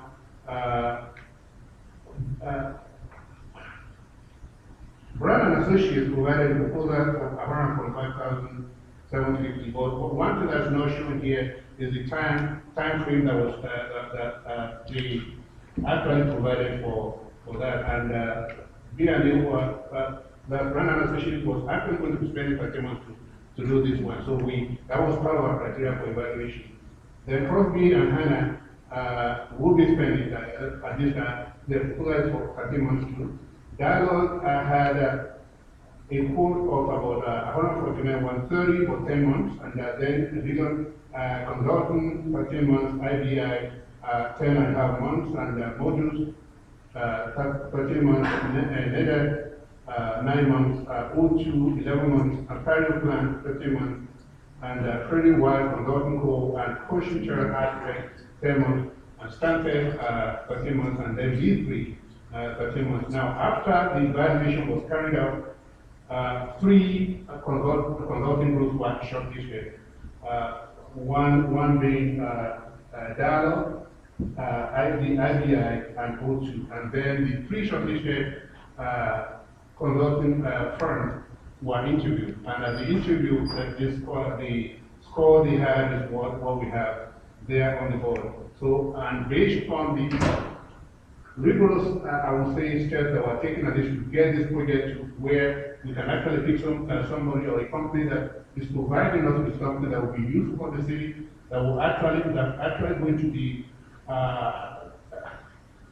in conformance with the kind of thing that the city is trying to promote, which is O2. What we have is that at the end of that, O2 was chosen to provide, to be the one who won the bid for the. So our recommendation to council on this is that council approve the award of the data created development plan, request for proposal to O2 planning and design incorporated or hybrid Alberta for a cost of 149,547 or 60 cents plus GST, and that the mayor and city clerk be authorized to sign and seal all necessary documents. Thank you. Thank you. Questions, comments?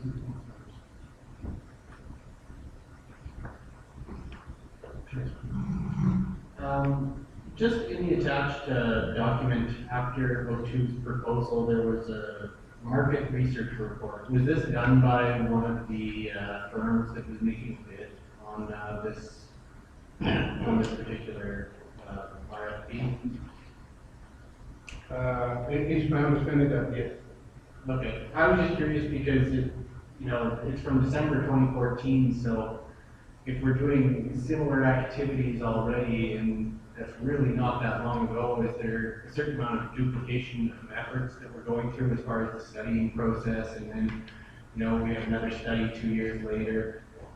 I just, through the campaign period, there would have been several people who say, we do a lot of studies, and don't get me wrong, having a municipal development plan, area structure plan, having infrastructure planning is definitely important to get a total cost and get a good direction of where you need to go.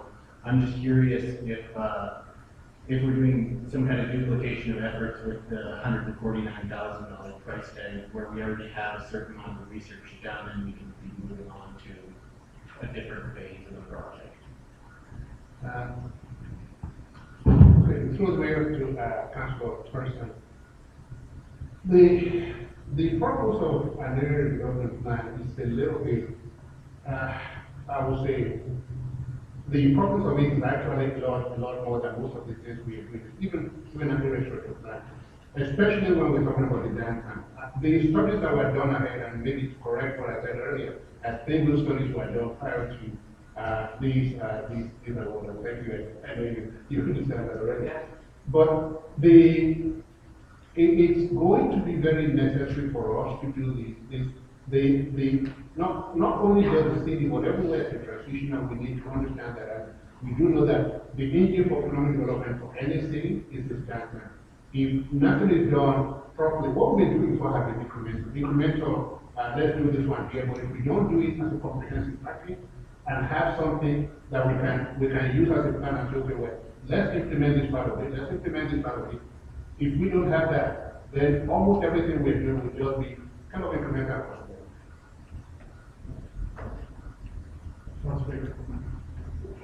Thank you, Your Worship. I guess for years, and sometimes I have the same question that Councilor Johnson had. Because a plan that you do today, 5 years today, may be outdated. And to me, it seems that it's prudent to set your priorities first and do the studies for the most current projects you're going to perform. And if, for example, the Science Center, we did a large report on that about 3 years ago, give or take. And we might be another 5 years before we can afford to do it, or 10 years for all I know. But I don't see it on the radar right now. And I can't tell you what the Lord report cost. What was it of the valley? That's just a question. And if we don't do anything for 10 years, then we'll want to do another study. So the question is, what's the pecking order here? And are there studies we should be investing in for current projects, or things that are going to come sooner, or things that should come later? It's just a question. I really don't have the answers, but I certainly think it's something that should be on the table. And I guess that comes with instead of taking the shotgun approach, we have to set priorities, whatever that may be. And we all know, we all said it, and certainly administration convinced us, our biggest need is wastewater treatment. So that's a big ticket item, and that might keep us away from doing a lot of things. For how many years, you tell me.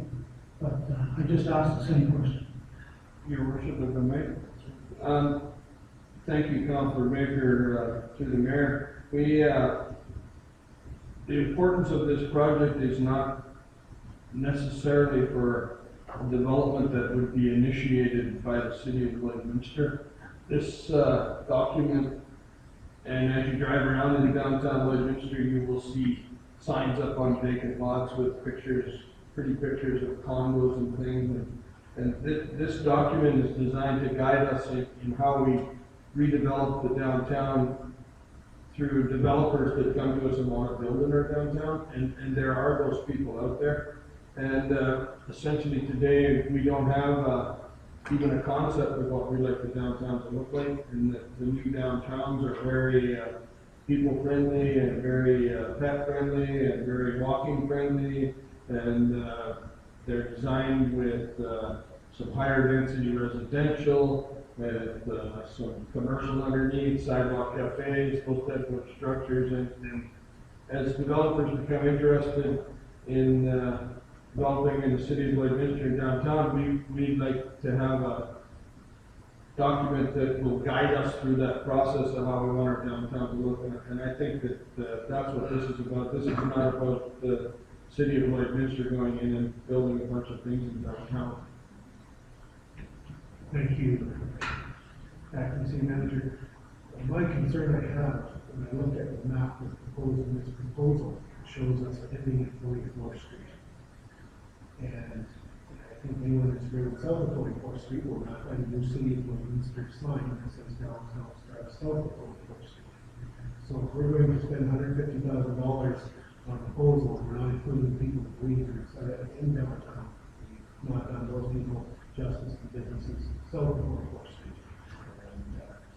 And, correct me if I'm wrong, but that's, we either have the sign in the wrong spot, or we have gone south of 44th Street. If that's the case, then we need to revisit where we want that proposal and what we looked at, because I agree with all the comments made. We do need direction, there's no question, but if we're going to get direction, let's make sure we get very clear, concise direction, and that we don't have to come back and redo this in 5 years because somebody said we missed 4 blocks or 2 blocks, whatever that may be. So I think we need to be absolutely crystal clear on what we're asking for in the area that we consider. And from my perspective, I'd like a little bit more time to look at this. That's what I think. Thank you, Worship. That kind of leads into my question. What are the implications of looking at this again, looking at it again in 6 months, wherever that takes it, not going forward today? What are the implications of that? Well, the implications, maybe, I will categorize them in 3 categories. One is the cost.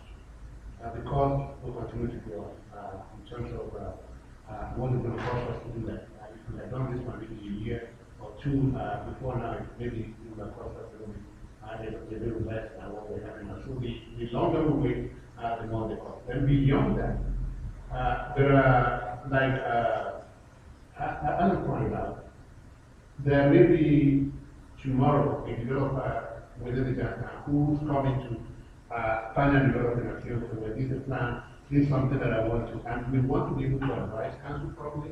If we don't have this plan, then we don't have anything to advise on. It's just what's there. But the vision has to be cast.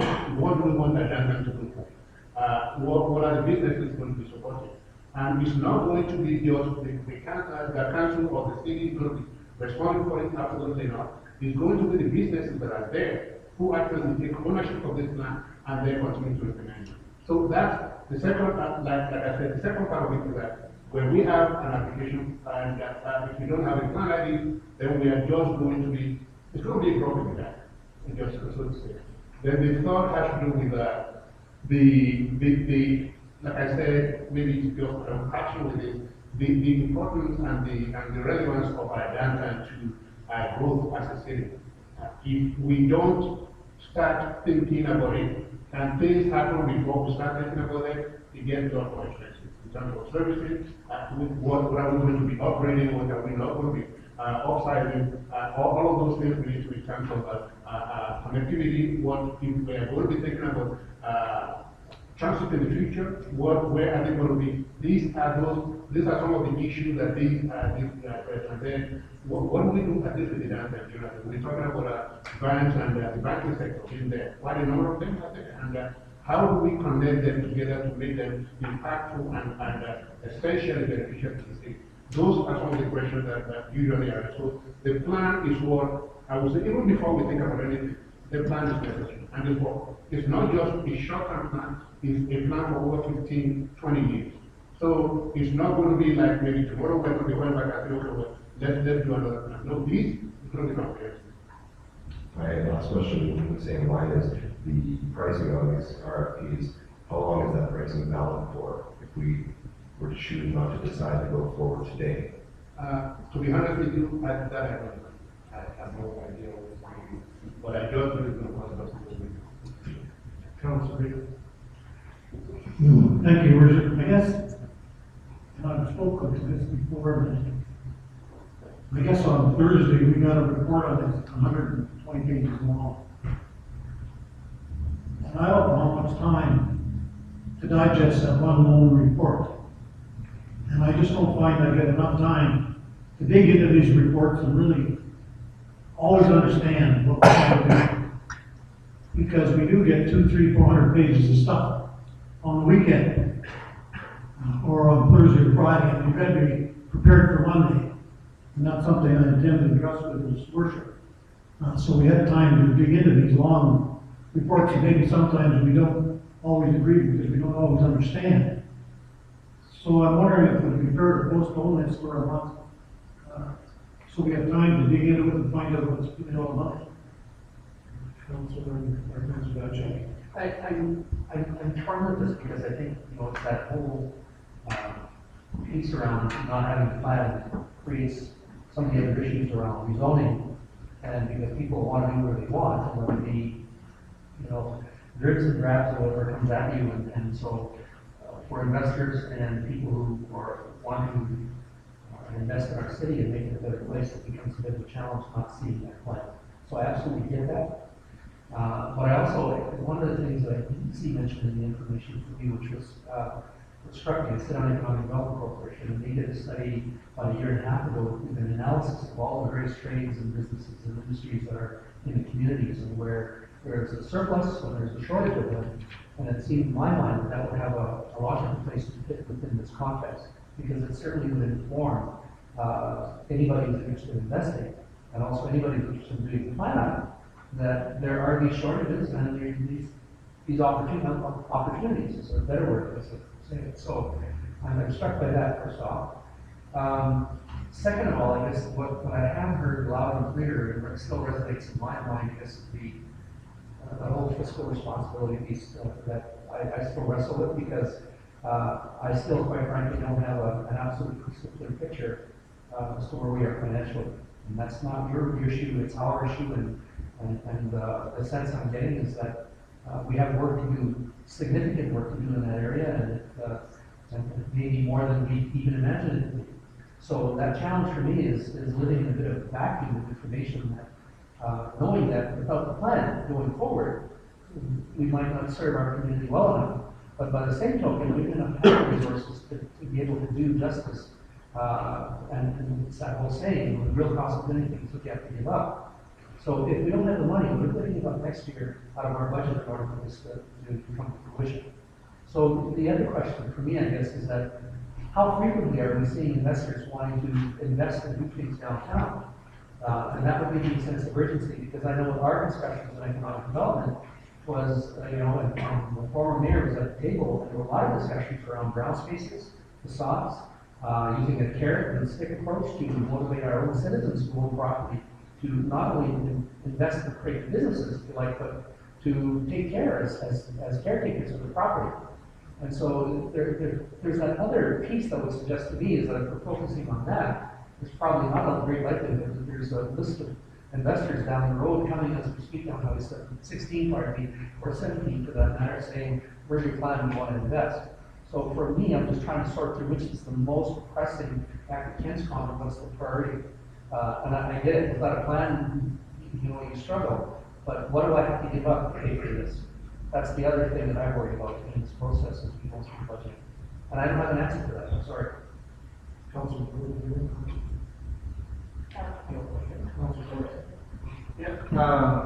Thank you, Your Worship. Just to get back to this item, I may have implied that I was not in favor of it based on the fact that we just did a recent study, but the reality is, I know several of us while we were campaigning were not in favor of the downtown hub based on a $20 million final cost. And if we're looking at the big picture, grand scheme of things, to develop a plan so we can have a cohesive, revitalized downtown, something that's a lot more cost effective, gives us a roadmap to get to that point. Spending $150,000 on a study that can thereby provide a roadmap for developers and people, and maybe potentially the city having some architectural control downtown, so we get the look that we're going for. It's going to attract more businesses downtown. It's going to attract more people downtown. Long-term, big picture, if we're moneyballing the approach, $150,000 versus the $20 million that was potentially going to be spent, this is a much better deal, and it's going to be way better value for taxpayers in the city, I think. Question, is this a budgeted item in the current budget for 2016?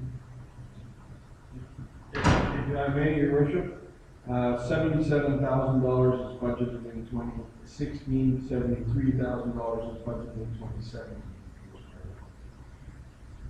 Also, if I may, Your Worship, to answer a question that I know of yours, but I don't believe anyone answered, the size of the study area, the map you see, is based on what we call the business improvement district.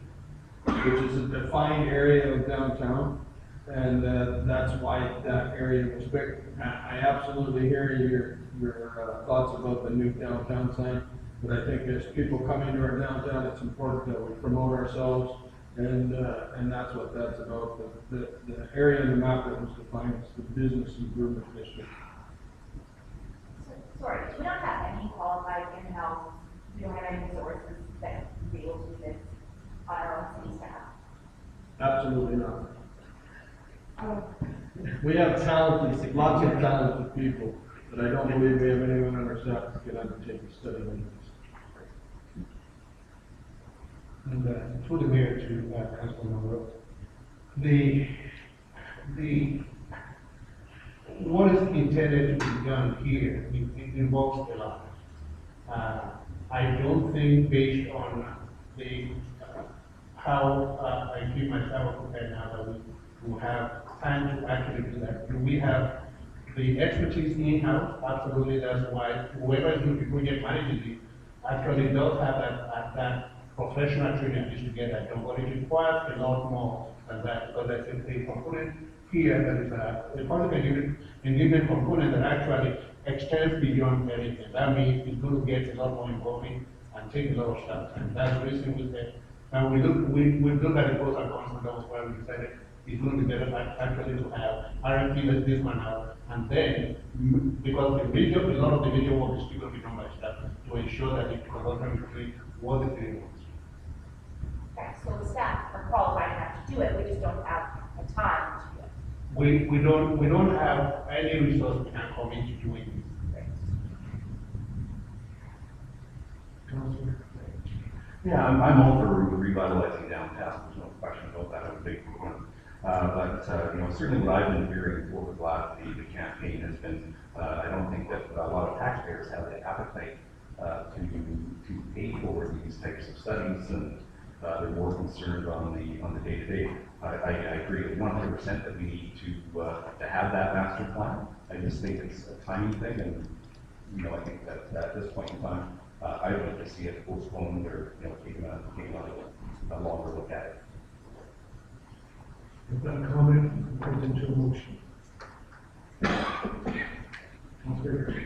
Yes, Your Worship, I'd like to make a motion that we postpone this item to the first week of January 2017 business meeting, whatever day that is. I'm not sure. So that will be our first council meeting in 2017. So I'm just trying to find where the date expiry date on the It contract is, I believe, I read it last night, it will expire, their quote will expire before January, at that quoted price. I just have to find it. Yeah, It's 112 pages.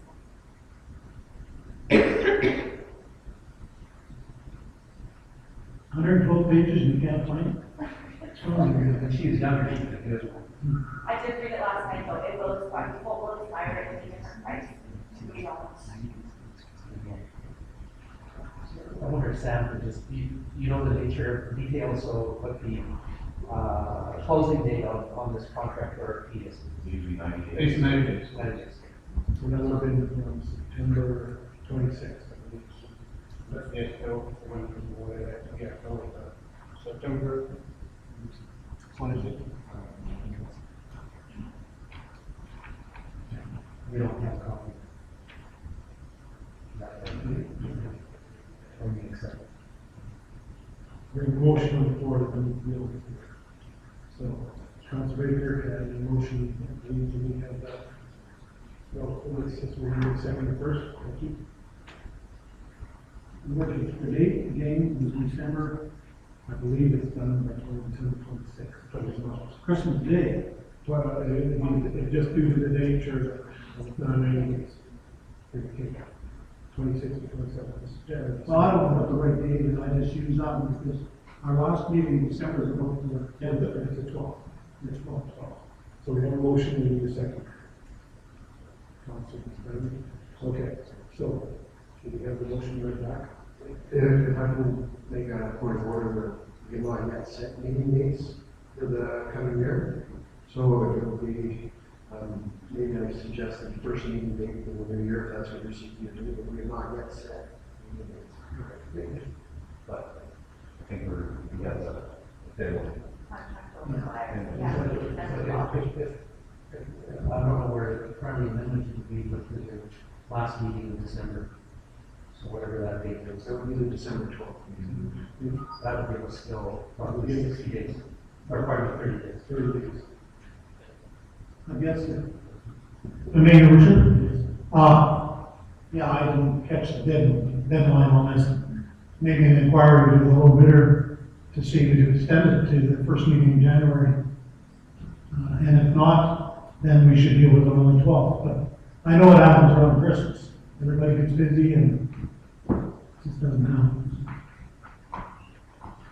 So we'd have to make an amendment if you want to make that motion. Yeah, I'd like to make a motion to amend, so the Councilor Baker's motion is to get further decision on this.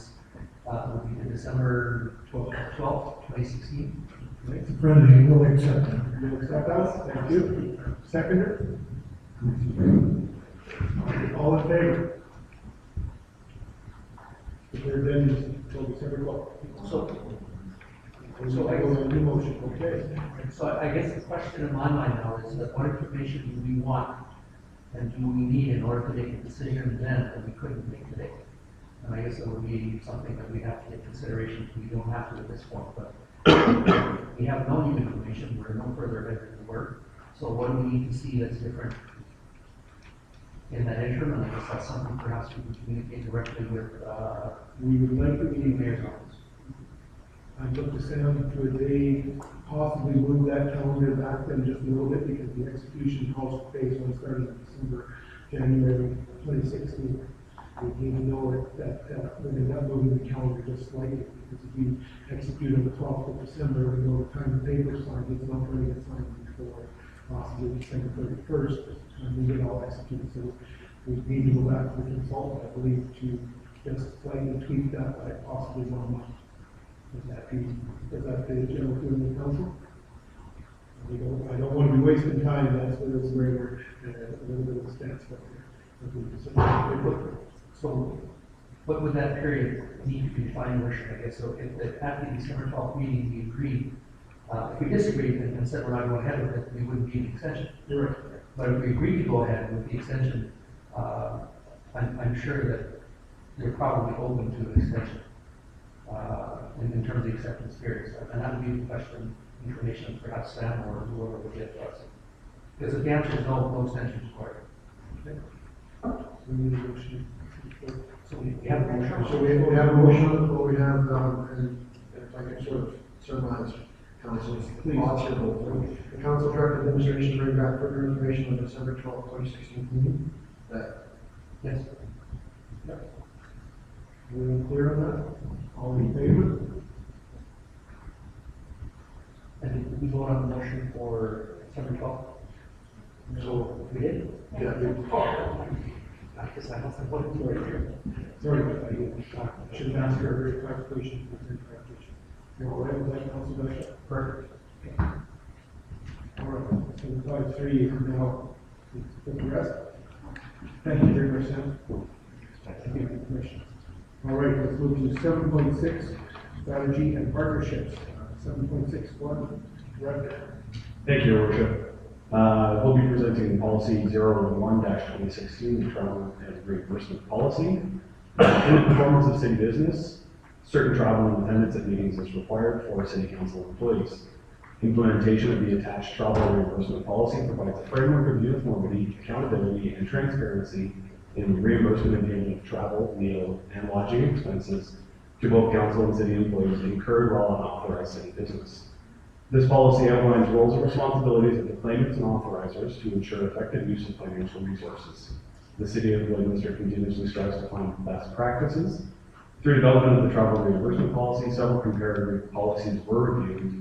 Those include the City of Windsor, the City of London, Government of Alberta, University of Calgary, Management Board of Cabinet, Town of Port Hawkesbury, and the Government of Saskatchewan. Policy CW02-87-21200 should be repealed based on the implementation of Policy 011-2016. Policy 011-2016 enhances all areas of policy CW 02-87-21200 while establishing greater guidelines, therefore creating greater transparency and accountability with respect to travel. The recommendation to council is that council approve policy 011-216, travel reimbursement policy.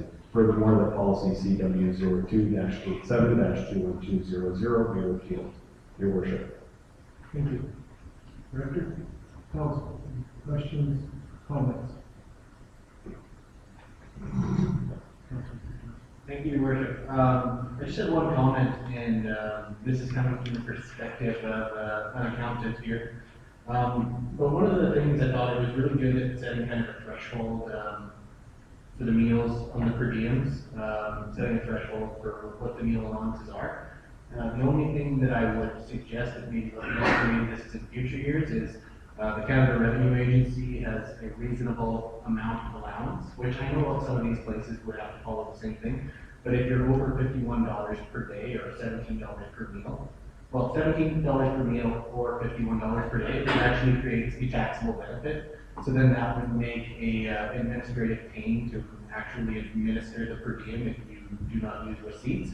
So just maybe something to look at in the future is going with the prescribed rate set out by the CRA. There's a lot of research they do into it. It changes every year based on costs of food and other things like, also on the mileage, they use 54 cents per kilometer rather than 50 cents. And not that I'm saying we should go to a higher amount, but there's a lot of research that goes into that 54 cents per kilometer that the Canada Revenue Agency sets out for the entire country. So I think it would maybe just take some of the burden off of administration looking at what the prescribed rates are set out by the Canada Revenue Agency and then just referring to those annually would make their lives a lot easier, would be my suggestion.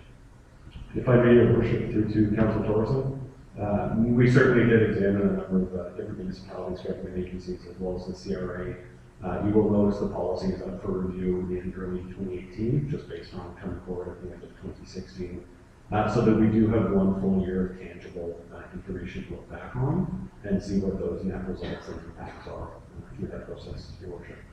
Thank you. Councilor Baker. What urge, if I may, if we're going to get involved with the revenue agency over it, why not just amend this and make it $51 now? Or whatever. $51 a day. Well, whatever. Yeah, sure. You know, you could just amend it now if you live within the law, and then you don't have to worry about getting involved with, I just don't know what's involved, Jonathan. Can I just go back to that? It's just when you're administering payroll, every time someone didn't bring back receipts and you gave them a per diem, then you would have to do $9 of taxable benefit on that day, which would administratively be a thing to do for the person who's administering the payroll. So, I would rather do this. So, you look at Because there's, sorry, on my motion, so, because there's parts of this that I was going through, so the claim for the, let's assume that it's whatever that amount is in store. Jonathan, you suggested that's without receipts, but if you bring a receipt and it's higher than that amount, the city employees as well as council are paid the higher amount as long as they provide the receipt, or only a portion of the receipt that equates to the per diem. Thank you, Your Worship. Through to Councilor Diachuk. There is a component to the policy that outlines if you are on approved business development purposes for the city, and that would only be council and senior administration. You do not have to work within that per diem basis, but you do need to submit all your receipts, and that is then published to the city website on a monthly basis. I struggle with that because I'm not certain why the rates would be different in the business. So I think certainly in my prior life, the per diem existed and that was a monthly claim, and that's the rate for everybody working for the organization. Secondarily, this is a follow-up question around the difference between the, let's say, currency rates as well. And so that, you know, again, that triggers me in the question around the receipts and the amount. So how do you factor that? So is if you go to the US, is it $30 US? Based on the calculation of that amount times whatever the current transition rate is. And so who's going to do that paperwork? Because that's really another, you're smiling, yes, pick me, she's saying, right? But it's those negative things down the 50 feet where you drill into it, if possible. Sorry, I was just gonna address that. It actually does address in this policy the US dollar conversion. It's saying they will pay you $30 Canadian. So you would have to do the math while you're there to figure out whether or not it's the right amount, or just hold on to your receipt, you should be fine. Really, I think the purpose of this, from the way I was reading it, is to establish thresholds, and then the other side would be to establish a per diem rate where a receipt is not available for one reason or another, or because you did things like the government after the meal from home, but you still have to go to the city for 2 days. If I may, Your Worship, just through to Councillor Dijak to address his first comment.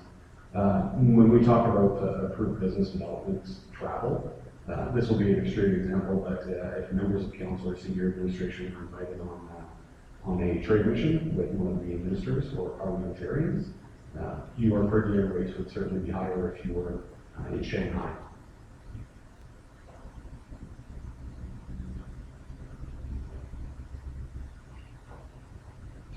$10 for a cup of coffee. Yeah.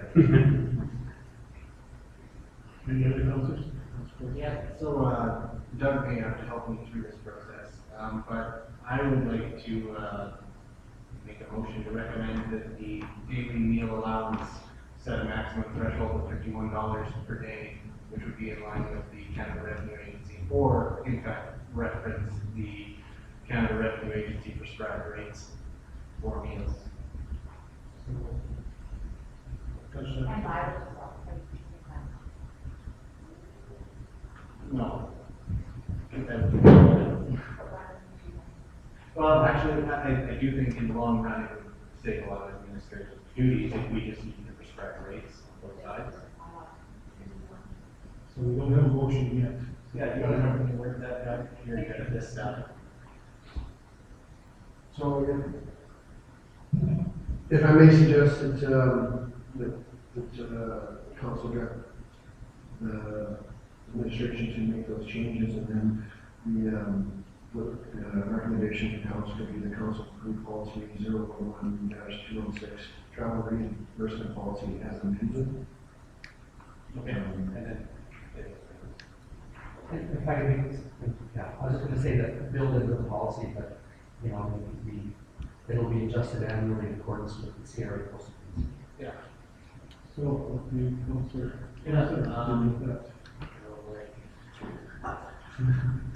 I'd like to make a motion that council approve,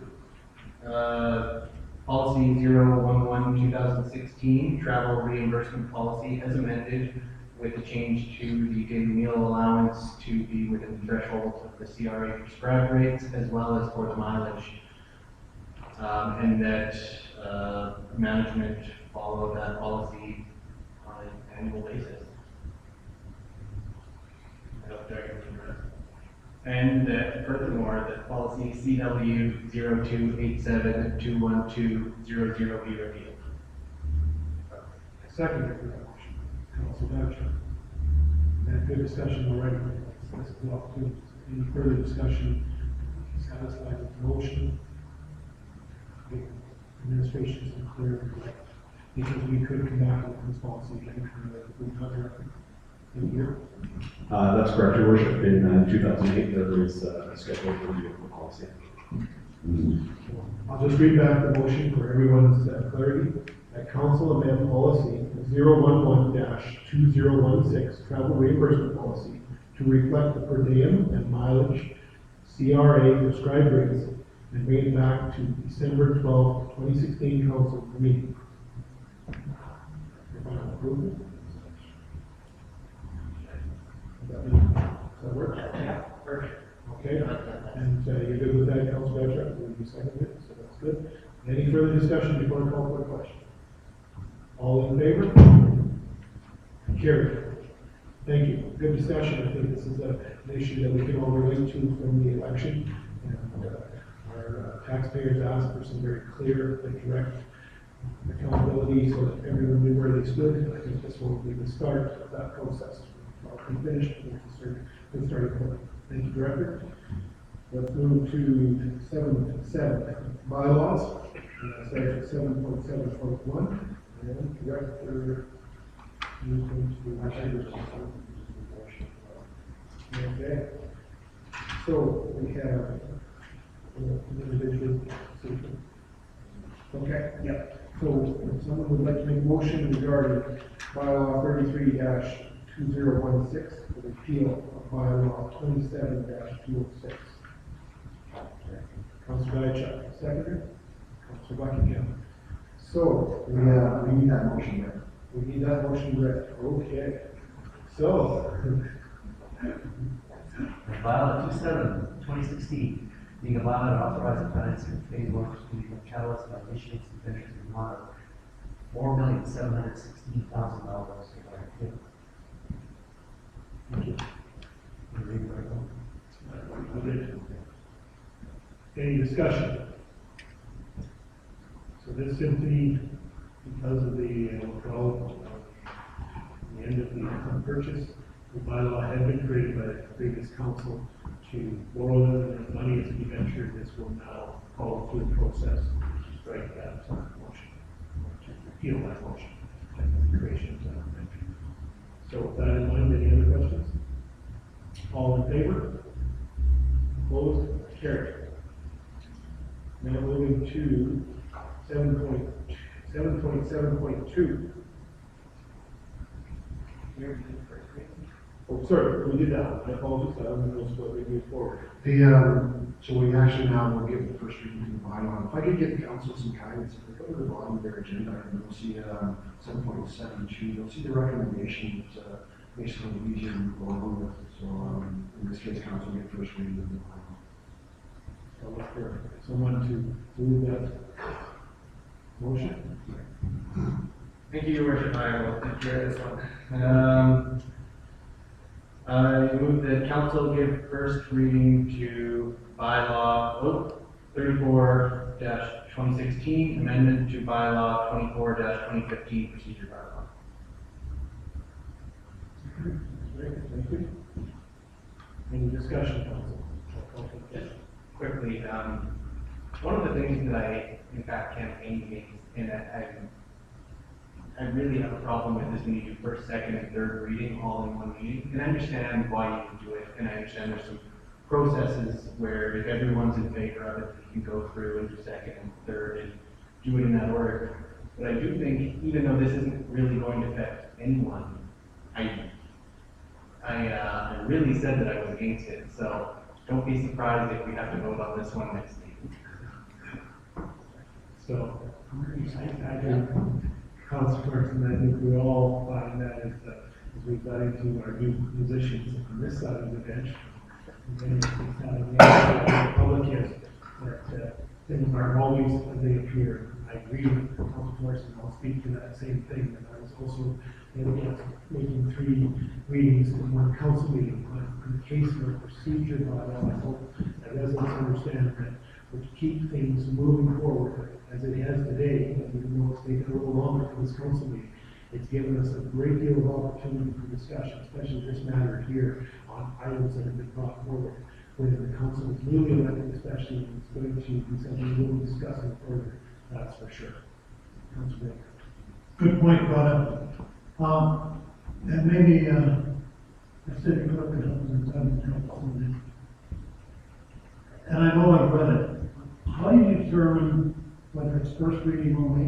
Because you gotta have a public hearing, or you don't have a public hearing. So on planning and development items, I'm going to generate public hearings, so you vote first, and then you would seek out, traditionally, a lot of places will do a first and second reading on a bylaw, and then back into the third reading. Procedure bylaw allows for 3 readings of decision, and we recognize that it's not what council generally wants to do. And in this particular case, it's in regards to an item for procedural, so we can continue this. That's council's entire decision-making process, and that's, with respect to that, that's why it's So it's not legislative. They do 3 readings. So it's legislative, you can do 3 readings. It's legislative, you can do 3 readings. And if I also may add that the first 2 readings, if they are completed, and then the council determines not to go with the 3rd reading, That doesn't negate the bylaw, it just means that it's held up for third reading. All right, so we have a motion on the floor. Is there any discussion?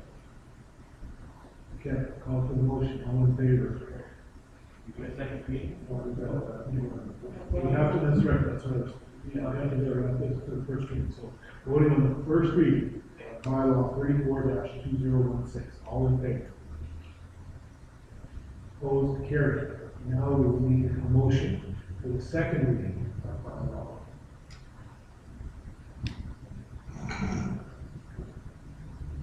Here, I'll make it. Councilor Gunchek? All right, let's say the council gets second reading of bylaw 34-2016. Second. Councilor. Any discussion on second reading? All in favor? Opposed? Carried. Now I advise council that for us to have the third reading today, we require unanimous consent to get this third reading passed. So I will ask for the question of someone to make a motion, third reading, to bylaw 34-2016. Councilor Baker? I'll make that motion. The council unanimously accepted the reading bylaw 2006 the third time. Seconder? Second. Any discussion? Been around the table. I'll ask for the question. All in favor? Motion does not oppose? No. Okay, so the motion does not carry. We will be coming back to that third reading in the next meeting. Thank you for holding your guns, Justin. All right, with that, we are now moving to item 8 on the agenda, the consent agenda.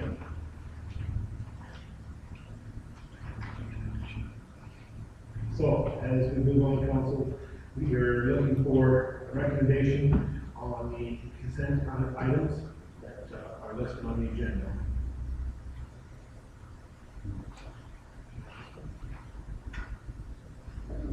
Okay. Okay, so what we have on the consent agenda, recommendation that the council looking for, that council approve the items on the consent agenda as presented. The monthly financial position and operations, September 2016. Debt repayment schedule, September 2016. Revenue expenses by facility. The release of the contract lien fund holdback for Wildlife Aquatics under Skinner grate repairs of $40,397.86 plus GST to Watson Pools Incorporated. And with a recommendation for that to release that holdback, and then there's a discretionary use of apply for discretionary use EC1 direct controller and one health services. I'm looking for a recommendation from council. So do these get done individually, or what's the protocol? That's the question. So if council wishes to lift an item off the consent agenda, then there would be a motion to have that item pulled off the consent agenda. And then what we would do is we would pass a consent agenda and then discuss those items and then individually motion for those items. So I look to council for direction. Your worship makes it what we want to do, so the monthly financial position, I guess we need to comment about it, so. What do I need to do? So if you wish to just make comments on comments or business arising from the minutes, we want to make those comments. If you wish to pull it off and debate it, and whether approve or disapprove it. Okay, so I'll Only business arising. Okay. Pardon me, remember as well? One of the motions to ask that woman, No, I just had as a question, if I wanted to do that, we said I could talk about 8.1. The first thing to do with this, I'll make the consent agenda motion for it. Can council approve items on the consent agenda as presented? Seconded to that motion? Councilor Paxton, any further discussion? I'll call for the question. All in favor? Carried. All right, we'll move to item number 9, which is business arising from the consent agenda. Councilor So 8.1 uses of common defense is that what it does to me, it makes it difficult, is in order for me to prepare a variance report for the prior month, I have to go back to the prior agenda, I'm not even sure I have access to the prior agendas. So is this report always look like this, or can we change it? I guess, or do I just come see you with council's permission? Through your worship, thank you. This report always does look like this. Unfortunately, it is one of the limitations of our current financial system. So we don't have a report that we can produce that has the month-over-month comparables. We would love one as well. But any questions that you do have, of course, through your worship and the city manager, is certainly available to provide clarification. Okay. I was just looking to see whether or not, in terms of total budget, are we, on a month-on-month, are we extending we were last year in total versus month-on-month as well? Because you can have spikes on a month-on-month basis depending on challenges the city may face, whereas on a more global budget for the entire year, really, you might actually be under or you might be over that matter. So and that's the information I'm looking at. I'll send you. Councilman. Worship, if I may, Director, the new financial software we're implementing changes this to give you the ability It that we're talking about? will, yes, thank you, through your worship. It will provide us with a lot more opportunities to do a lot more customized reports. So basically, whatever you guys would like to see, we will be able to do it. That speaks to Michael's question, right? We will get there. Sure. Councilman. Your worship, just for information, we could normally say that, but she'll make sure you get what you need, guaranteed. I'll take your word for it. Do that. I had a second comment, that's slightly different on the 8.2 schedule. And, it's more clarity to that, because I believe it's just a spreadsheet, Excel. Certainly is. Just have a little bit of information to that, so going forward for our council members and myself. It's a little more clarity since we're all new in most cases, I think most breakthroughs in this process and have questions being asked of us, so we can answer those questions clearly without having questions back. Of course. Any other comments arising from the consent agenda? All right, we move to item number 10, on the correspondence and information. I'll look to the city clerk. And I actually have something this time. I'd just like to make a comment that I received some correspondence from Mayor Jasper congratulating us on our successful voter turnout campaign and requesting us to provide them some guidance on how we manage that campaign for their 2017 election. Excellent. Question on the order, so no motion to court, no vote on 8.45 because it's embedded in the consent agenda.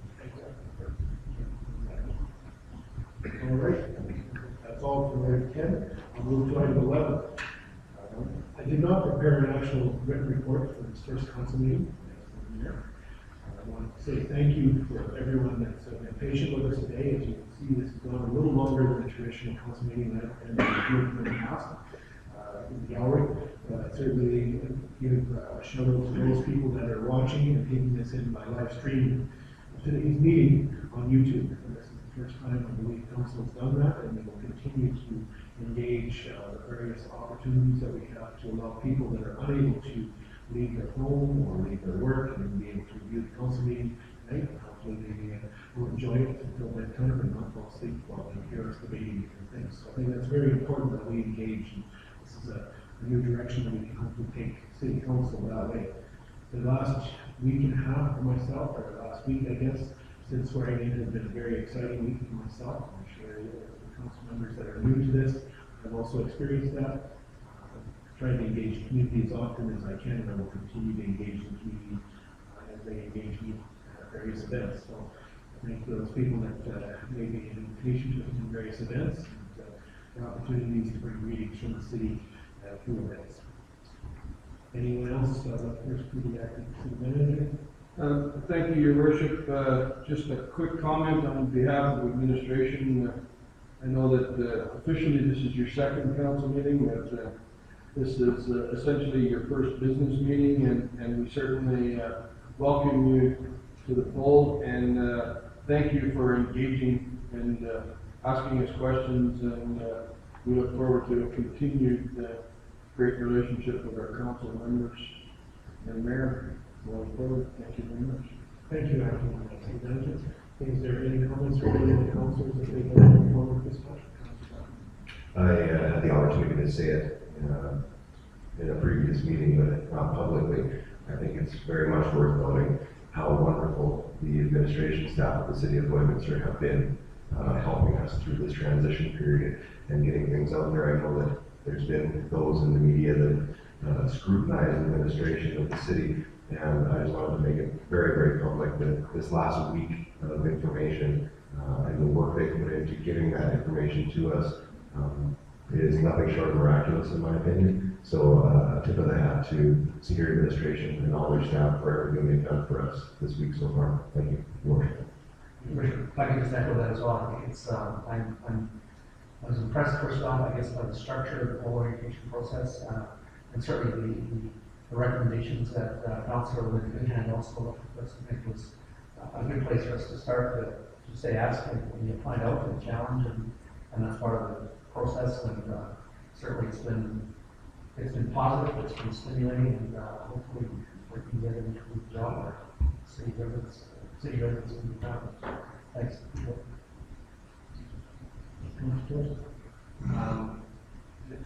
I know everyone's gonna say roughly the same thing, so I'll echo that as well, but just because I just found out right now, like maybe I wasn't paying attention before that YouTube's watching, just so you know, I kept getting my foot caught in the cord beneath the table, that's why I was fidgeting through the meetings for YouTube. That's very. There was two things of note. First of all, is the orientation that the administration put on for our new council members. I've kicked around off and on for a lot of years as council, and by far that was the best orientation. True, we had 6 out of 7 new members, but that isn't the point. That should happen all the time, whether it's one person or 7 people. And well done. If you guys think you're on load for those 2 days, you haven't started yet. So just keep that in mind. That was the first thing. The other thing was the number of people that I've talked to me about the feedback on the election, how smooth it went, how they were aware of what was going on, how good it was to see twice as many people come out or whatever it was, American government, or whatever. They were really, the number of people that I know that talked to me about it was saying, good over for whatever. So, and there's lots of good things to say, but those are 2 really, really good things that happened over the last couple of weeks as far as I'm concerned. So thank you. The city administration. I like those. Certainly, it's been my job to transition to the chair as mayor. And, very accommodating, very welcoming, I think, staff in the city across the whole city, not just the administration, but very welcome by everyone in the city.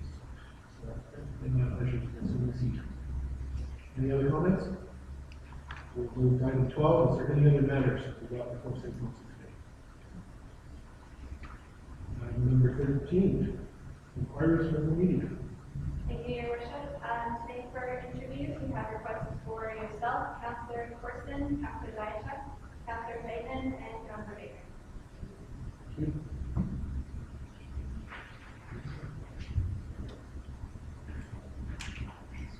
Okay, I request a motion of council to recess and return to camera.